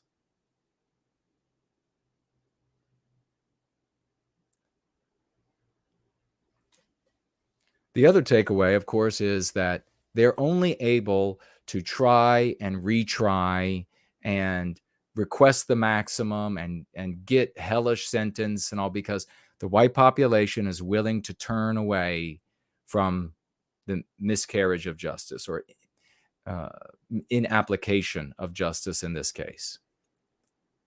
So when you hear the content creators of your choice and they talk about how it's not fair, click, turn it to the next dial. Piers Taylor is with us. And you know what's awesome about Piers Taylor? Many, many things. He's in this community for the love of God. But when he financially gifts, it's always in koala dollars. And we love koala dollars. Piers Taylor financially gifting 5 of them, 5 koala dollars. Thank you, good brother. And he says, Merry Christmas and Happy New Year to all in our community. Well, God bless you, man. I really appreciate that. Thank you. All right. This is your turn. If you have something specific to say before I get out of here, because I'm not going to be here much longer, let me take a look at the calendar too. Make sure you tag me. Everybody with financial gifts, their question or comment will be read, but I'll try to get to everybody who tags me with a question or comment. And let's see. So we've got here. I don't think I will be back streaming, but you never know. But I don't think so until 2023. So a most Promethean new year to all of you. Please be assiduously safe. The roads will have drunks. Don't be one of those drunks on the road. And make sure you have a knowledge of where your family members, those you love, are going to be. And make sure you have a good time. 2023, it's going to be just stupendous for us. This past year, we started off, we were rolling good, we were rolling hard, we were making things happen. And over the course of the year, I don't know, maybe I should come back to talk more about some of the stuff from over the course of the year. I mean, we did some really cool things this year. Some really epic things. Some epically swashbuckling things. So we really should use all of those victories, all of those successes, the number of key concepts that we got out into society around the world being used by people who are friends, but they don't want platform owners to know that, people who are enemies using our lexicon. And by the way, I think it's really funny when the people who are real enemies of mine and yours, when they're using our lexicon, you should ridicule them for that. You really should.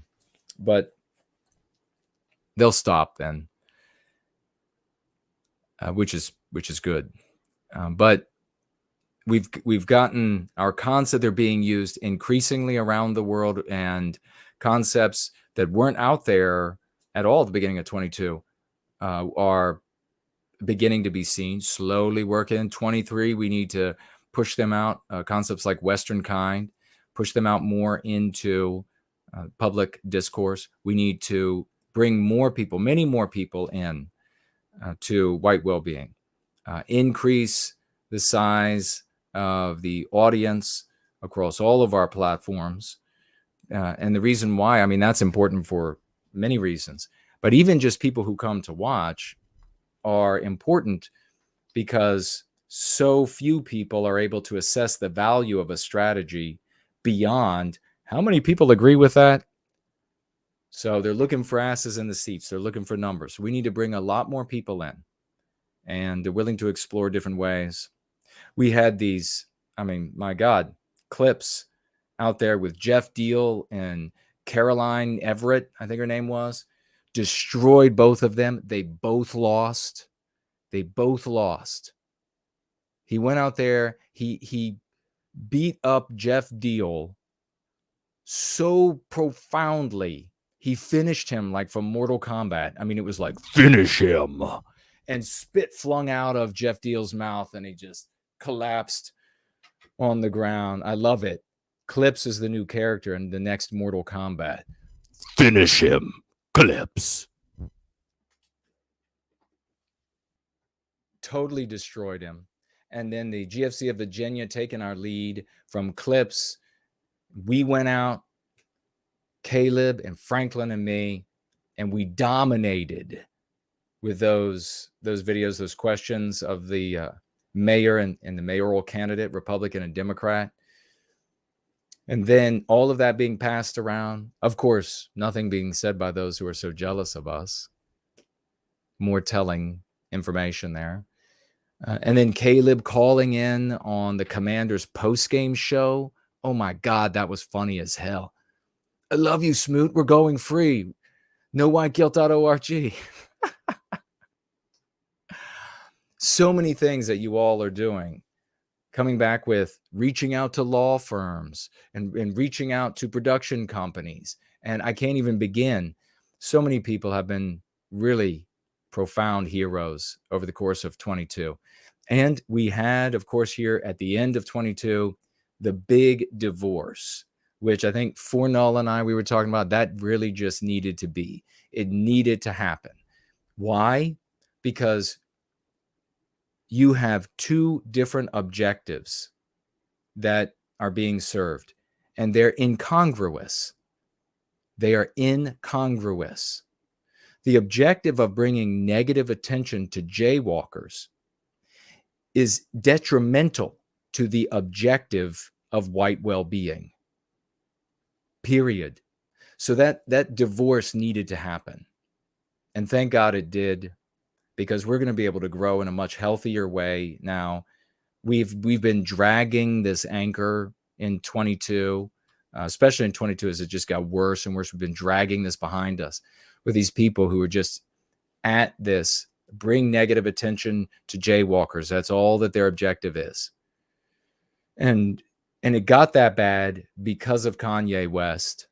And you really got to see, wait, you're supposed to be for white well-being. Why are you aligning with a black nationalist, son of a Black Panther, beds down white women left and right, wants to give all the proceeds from the White Lives Matter shirts to the black community? Why are you aligning with, why are you like violently aligning? Why are you making avatars for yourself of Kanye West where he looks like he's Christ with a Nazi flag behind him? What is going on? Are you all a little loopy? Have you been huffing the petrol fumes? I mean, what's going on? So we needed to be away. I mean, could you imagine if you lived in a house with somebody who was that batshit crazy, and you had to work, you had to go to the gym, you had to eat right, you're trying to have a good life, you're trying to get ahead, you want to go a little further each year, do a little better, be a little better each year so that you can leave a mark on this world that you can be happy about when you're gone. And you have like this screaming, shrieking, banshee, crazy Kanye West worshiping psycho in the house. And every day you're trying to do something positive for yourself and our people. And this loon with like wild hair and just absolutely deranged is screaming in your ears and pulling at your clothes and trying to just yank you away from the good things you're trying to do. Like you lie down on the bench press to do bench press in the basement or whatever, and they're like yanking you off of it. Worship yay, name them. I mean, yeah, you're going to be a whole lot healthier when you get away from that, right? You're going to be so much healthier. So, and, bottom line for the crazy person, that crazy person is going to be a lot, I guess, happier in their insanity by not having our example there all the time. When we're like buttoning up our shirt and putting our tie on, or maybe you blue collar and you're putting on your flannel, putting on your long johns, putting on your flannel, and getting ready to head to work and everything. And you're like straight laced, you're trimmed up, and they're having to see that. That's not going to make them happy. So this was a big year. I mean, big. I think it'll be, I don't know, maybe 6 months before we really begin to realize how enormous of a shift it is to separate those who are actually in this for white well-being and those who are in this to bring negative attention to jaywalkers. Talk about two different worlds. Just two totally different worlds. And of course, we've already separated ourselves from all of the other tags out there. So it was just really like the name them tags. They want to bring negative attention to jaywalker tags. That was it. So that's huge. That's really huge. Because there's never been, as far as I know, I was talking to Sam the other night on the phone. He called me. And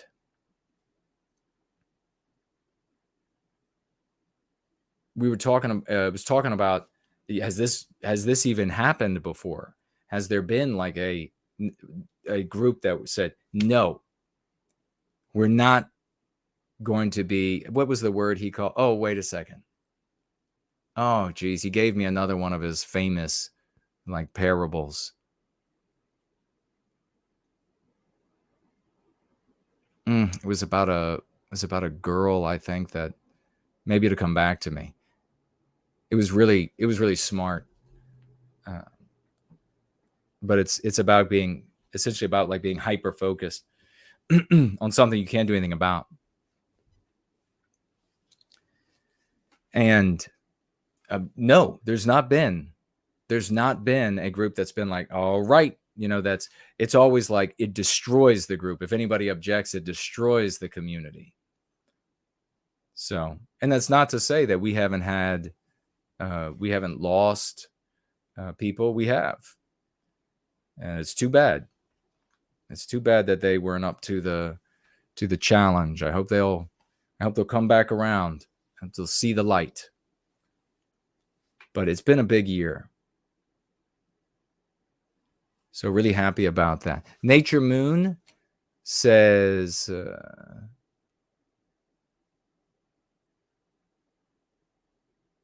that we should see, Kate and I should see a comment left by Colonel Sanders did in response to something Stephanie Love said. We'll have to, I told him, I actually sent a response to him because he said, what did he say? I don't know, it was something stupid. And I was like, man, you're just unwell. You're denying, it was making space for others. There's nothing wrong with making space. The classroom has no white people left. And he's like, there's nothing wrong with making space. And I said, look, man, you're totally sick with anti-whiteism. You would not say that. We both know about any other race. And neither one of us would want that to happen to any other race of people. Colonel Sanders, Ken, Galaxy, he's just good with it happening to white people because he thinks they deserve it. Bros and Bros says, smart call about something. First Last is with us. Great to see you, good brother. First Last says, good riddance to PWR. Well, thank you, man. I appreciate that. And like so many others in this community, genius level talent. No, not exaggerate. I'm not exaggerating. I don't exaggerate about things like that. And this is where the smart people go. This is where the moral people go. This is where the talented people go.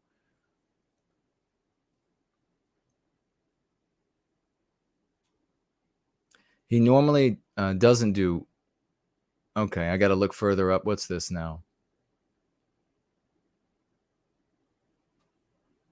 Stephanie says both her husband and White Wellbeing Advocate were kicked off of YouTube.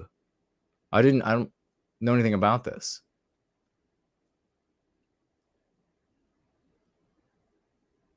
Is that the first of these messages? She says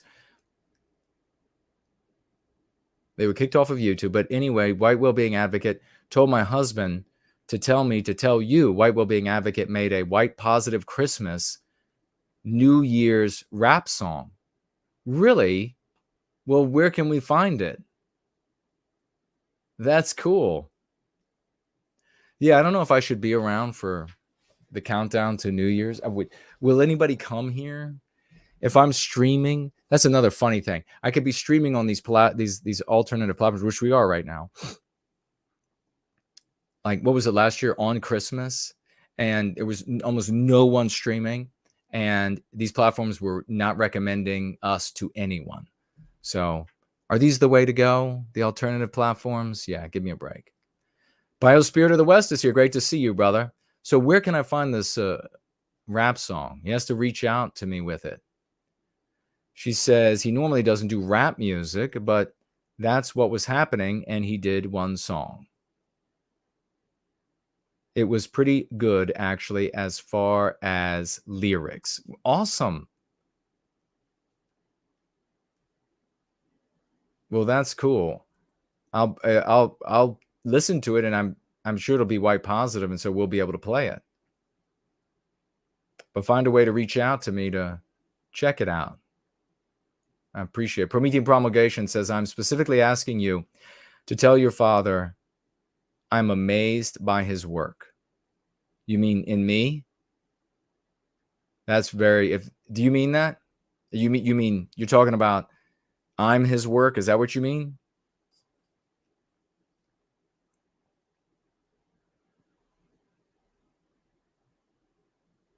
Lunder says, a Promethean New Year to all of you.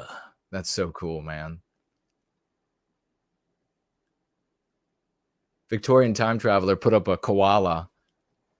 That must have been when we were talking about Piers Taylor. Koala dollars. Sometimes they're hopping dollars. But sometimes I want to have, a good little cuddle with a little koala bear that's suffering from chlamydia. Is that what they get? Something horrible. I mean, just can't they teach them some manners? They need to stop with all their promiscuous sex. It's probably like a cold for them. I don't know.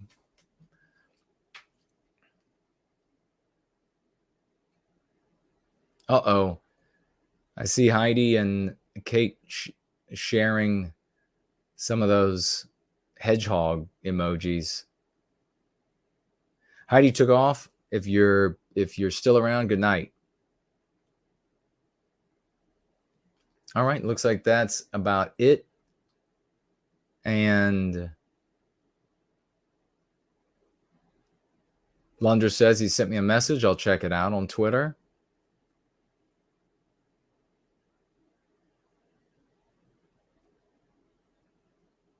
Oh, Piers Taylor, segment idea. Top 10 2022 victories for white well-being. Oh, well, we would need people. Okay, maybe have that as like an action item. Let's have people, if y'all want, to put in your suggestions in the thread under this video, not in the live chat, in the thread under the video, what you think should be included in the top 10 white well-being victories for 2022.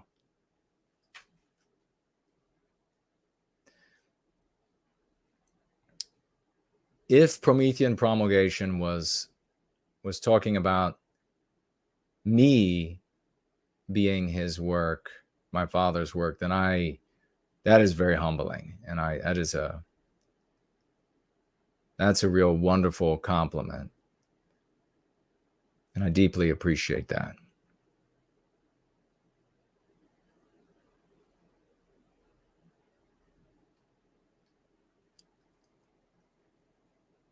All right, what do we have? Traveler says, have you ever seen a koala in person? You will get an urge to hug them. Yes, at the zoo. And I kind of saw them.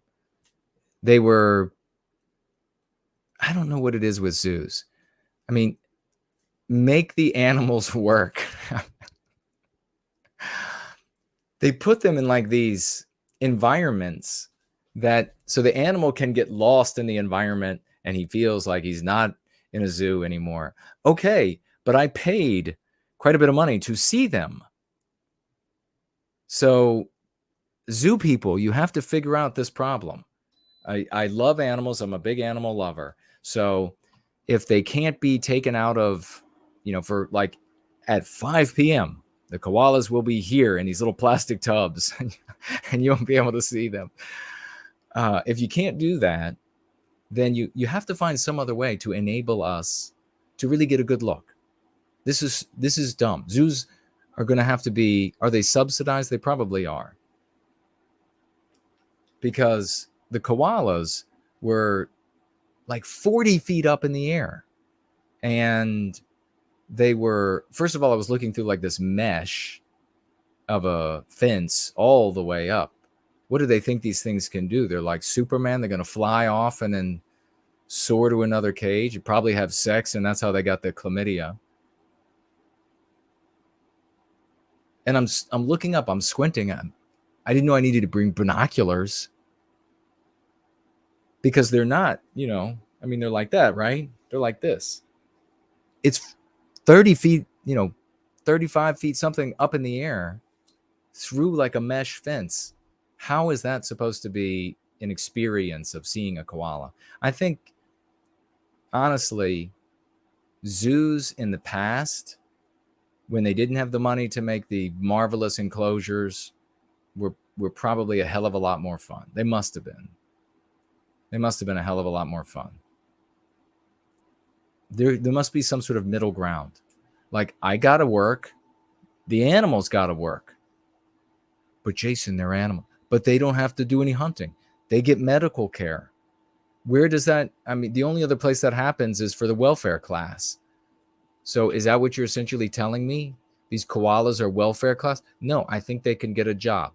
And their job can be sit in a plastic tub in front of Jason. So he can see, about maybe 4 feet out or so. And then some kind of fence that I can see through it easily enough. Or no, get one of them little collars where if they go beyond the invisible barrier, it shocks the shit out of them. No barrier. I can just look.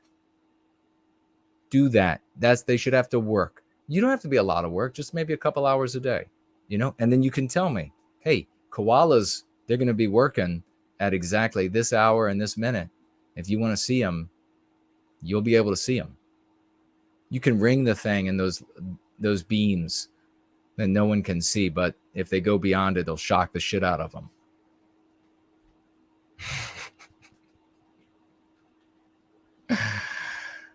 Make them work.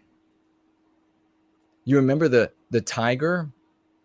I see these old videos and photographs, and it's like, there's the person, there's the tiger.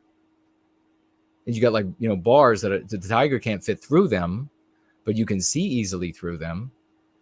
Instead, nowadays, it's like the filthiest.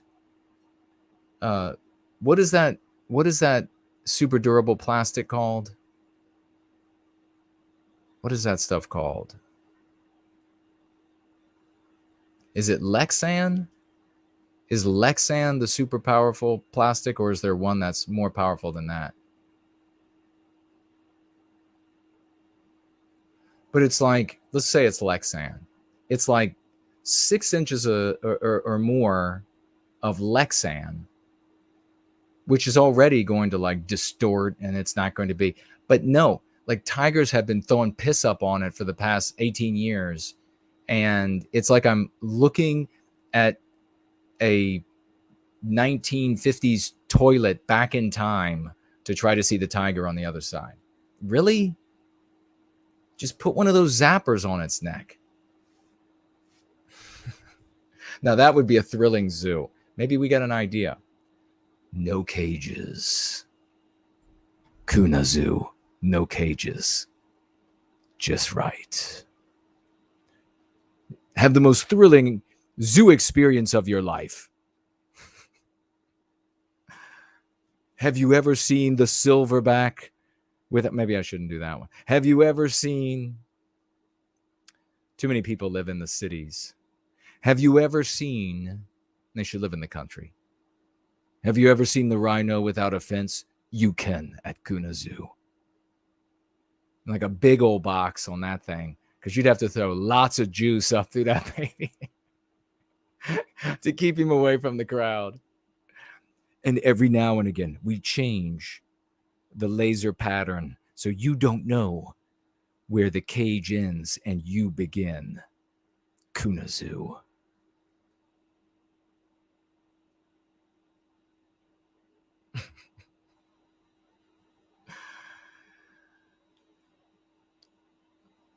Pierce Taylor says plexiglass. No, I think that's the weaker version. That's like the version they put up at like in restaurants to separate. I think it's called Lexan. I could be wrong, but I remember I've had blue collar jobs, and every now and again we worked with Lexan and other koala attacks anyone that messes with them. That's normal behavior, says Art Acrobats. So Stephanie Love here has a boxing glove with a koala. So does that mean when I go to view the koalas, I should get geared up with like boxing gloves so I could get ready? I'll go in there with the koala like this. You know, and of course it won't be totally fair because he'll have that little shocking box on his neck. So I could be like, pow, and then jump back and then watch him try to come and get me.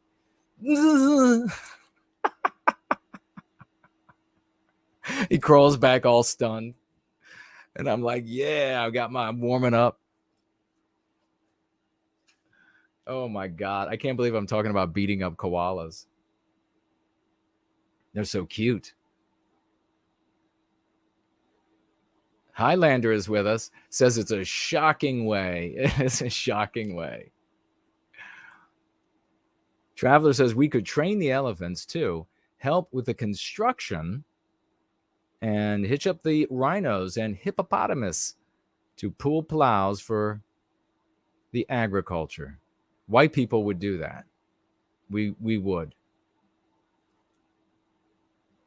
Lunder says you have to wear thick clothes to hug a koala. Their claws are something else. I bet they got to hold onto those trees with their fat little bodies, trying to throw them off.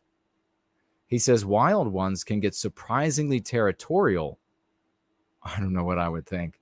If I were out in the bush, that's what y'all call it, right? If I were out in the bush and some little angry koala came running at me, I don't know. That's pretty funny. They probably throw their arms out to make themselves look big, and then they're running on them little bow legs. Oh my God, that's funny.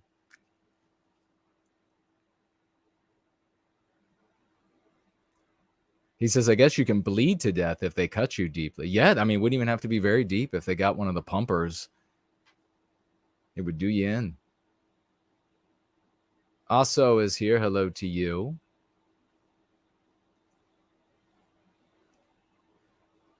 Nature Moon says, thread which social media? The thread under this video. So you should be able to access the thread under this video, even while we're live. But certainly, once I wrap up here, the thread will be available, and you'll be able to write in that thread at that time. Thank you for asking.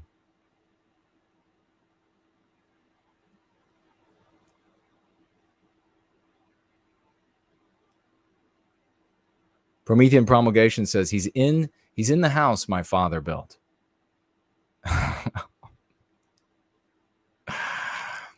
All right. Y'all sitting back watching the gathering? Is that what's happening? Kate got her 1111.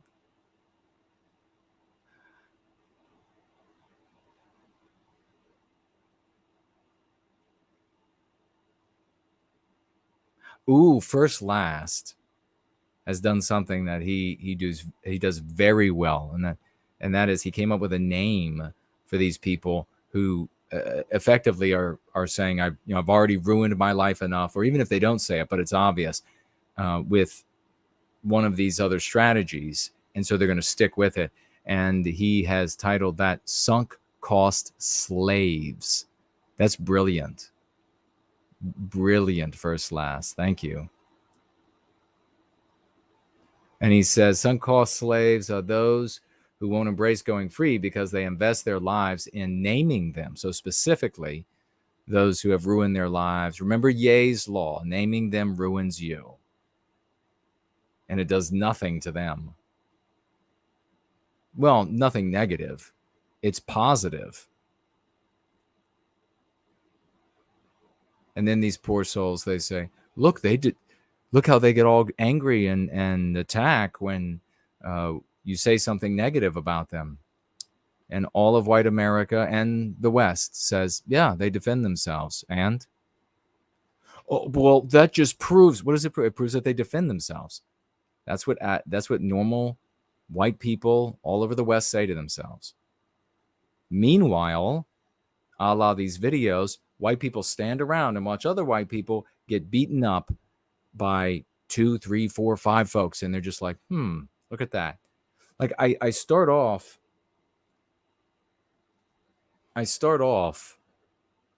in Born Guilty with a story. If you haven't read this, then perhaps you should. I start off with a story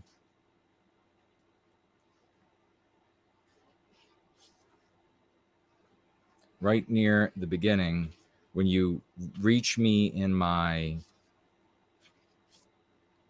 apartment, and this is written like nothing you will have come across before.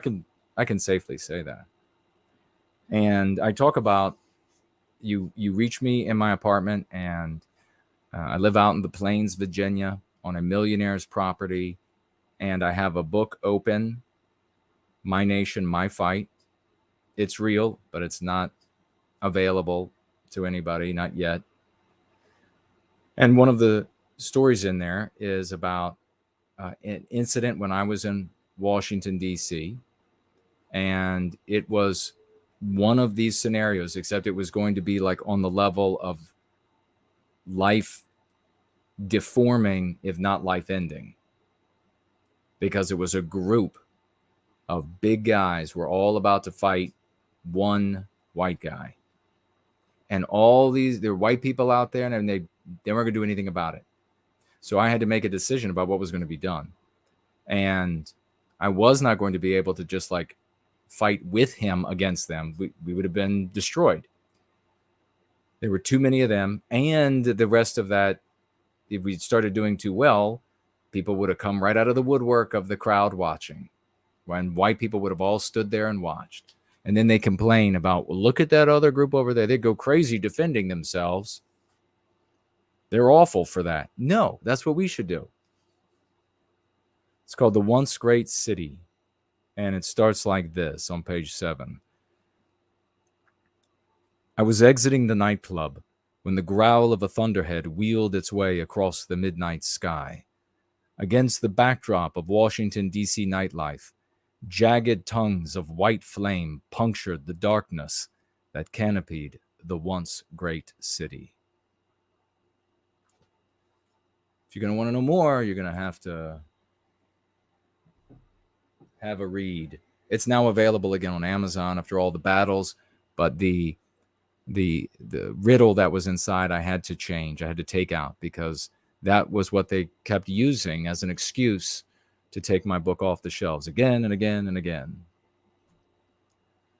Yender over here on the question widget has written, let's see.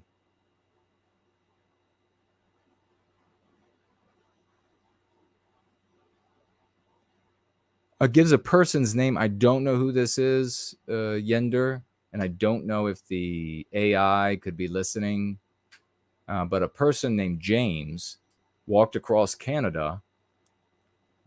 He says, bringing connectivity to those who believe can see what can be accomplished. All right. Well, thanks. I'll maybe check him out, who that is, a little later or tomorrow. But thank you for sharing that info. Let's see. No financial gifts over at D Live. Magnus says, hello, friends. Merry Christmas. Well, a big Merry Christmas to you as well.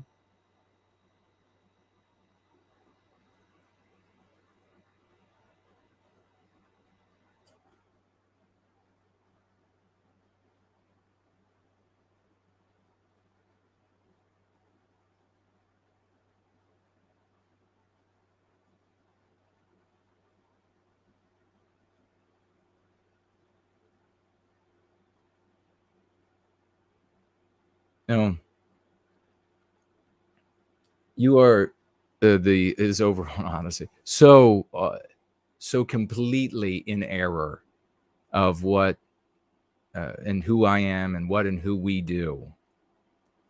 So you should maybe listen for a couple of months and then get an idea about what we do. And then if you have any criticisms, then make them, because you're like coming up to a NASCAR crew and you're criticizing their offensive line. They're like, what are you talking about?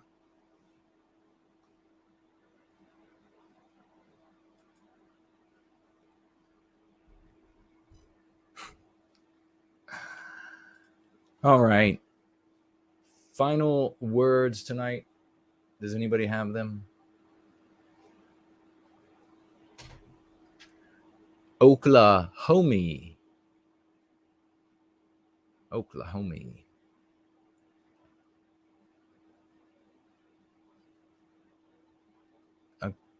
Kate, are you asking me, are you visiting the zoo or tiger prison? Oh, that's funny. Well, I mean, it would be in my zoo, it would be like a very up close and personal situation, because tiger would just have that shock box on, and you would be able to just have the feeling of the massive Bengal tiger maybe stalking you, nothing between you two. You're crossing your fingers hoping that electric fence is working. Gentile gentleman is here. Hello and welcome. We're just got, I don't know if you've been here long, because we're getting ready to roll out. When will the swashbuckling t-shirt be for sale? I actually have. That's actually an idea. So that we might go ahead and just push that through and have a swashbuckling shirt. Stephanie Love said her final word is no white guilt. Private Life is here.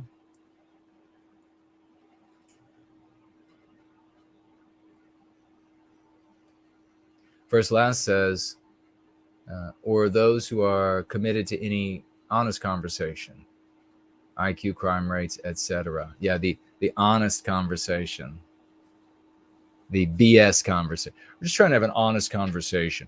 Well, it's white negative, however you want to term it. We just want to have a cherubs, baby angels on Jesus's lap conversation.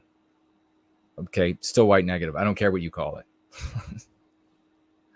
It's still white negative. You want to speak endlessly negative things about other races? It's white negative.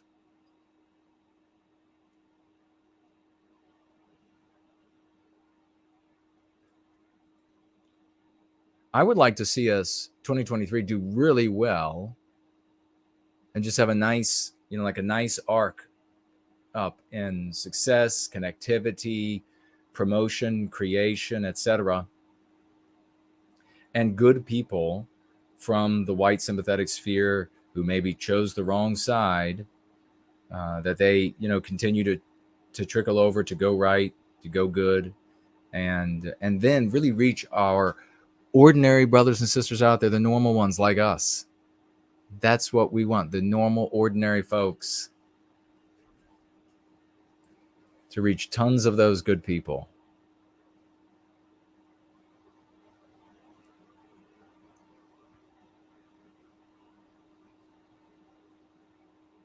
I have an idea for a t-shirt, a full swashbuckling, and then there's another one, swash. But I'm slow to put those kinds of things up and out but I really should. I guess I should. But like Crowder is just like a self-promoting, grifting, turn out a t-shirt in 20 minutes and have it up and it's ready to roll. That's what they do. But I guess, every now and again is not being like them. So I think it'll be all right. But if you all are not following me on Telegram, on Twitter, on Gab, on Facebook, wherever you have platforms, check out to see if I am there. And if I'm there, then please follow me there. And if you have a circle of friends there, please share the work that we're doing here with that circle of friends. You can find a lot of the work that we do here transmuted into something that's even better than what we do here by the great No White Guilt Clips, by finding him on YouTube and subbing to him and then taking the clips that he makes and sharing those around. And there are a couple others that make clips every now and again, but he's really the go-to champ on that. And in fact, the clip he made of Twitter tantrums with Kate and me about Colonel Sanders is just uproarious. So that's something you could easily share with your friends and even family members that are maybe on the edge.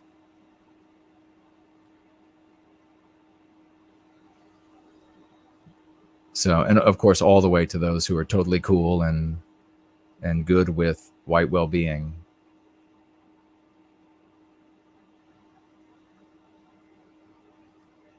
First Last says he has the original book with the riddle. Yeah, folks, it was up for years, so if you didn't get it, I don't know what to say. Nature Moon says, ah, yes, crowd-pleasing Crowder.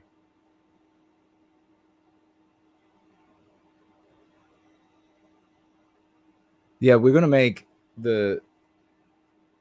we're going to make, we're using the swashbuckling. It's a hell of a lot of fun. Fits my personality too. And we're going to use that verbiage and that style when we advocate for white well-being. Trump is running, and we might only have him up through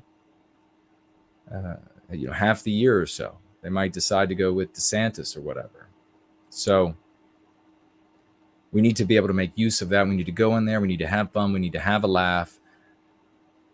We are reaching people who are ordinary, nationalist, patriotic folks because they look at what we say and they say, oh, those people are loving people. and it's not for for convenience. We start with love and we end with love. We don't say a bunch of negative things about other people, being white negative, and then about other races of people, other peoples of people, and then say, oh, but I love everybody. That's obviously Bravo Sierra when those people do that. So we'll have fun. 2023 is going to be some fun. All right. Well, it has been totally epic hanging out with you all. It has been swash, as we say. And I don't know that I'll be back this week before the new year. Maybe I will. I don't know. If you all think that you would show up on a New Year's Eve show, then let me know in the thread of this video, and I'll consider it. I mean, if enough folks are interested in it, then I'll consider doing it. Because I'm not a like a big party person, and I'm just gonna need to be out somewhere. I don't do that for New Year's. I also think it's kind of weird, but nevertheless, it's been wonderful getting together with you all tonight. You know I love you. You know we got to go free. We know we got to share this with everybody. It's been a great year too. If we don't come back before the end of it, I cherish every one of you, all of the memories and the work that you have all done. A lot of you folks out there who don't even have an avatar name, that a nom de guerre that you want people to know about. I know who you are. God bless you. Thank you all for the hard work you are doing. And let's go free. Roll out.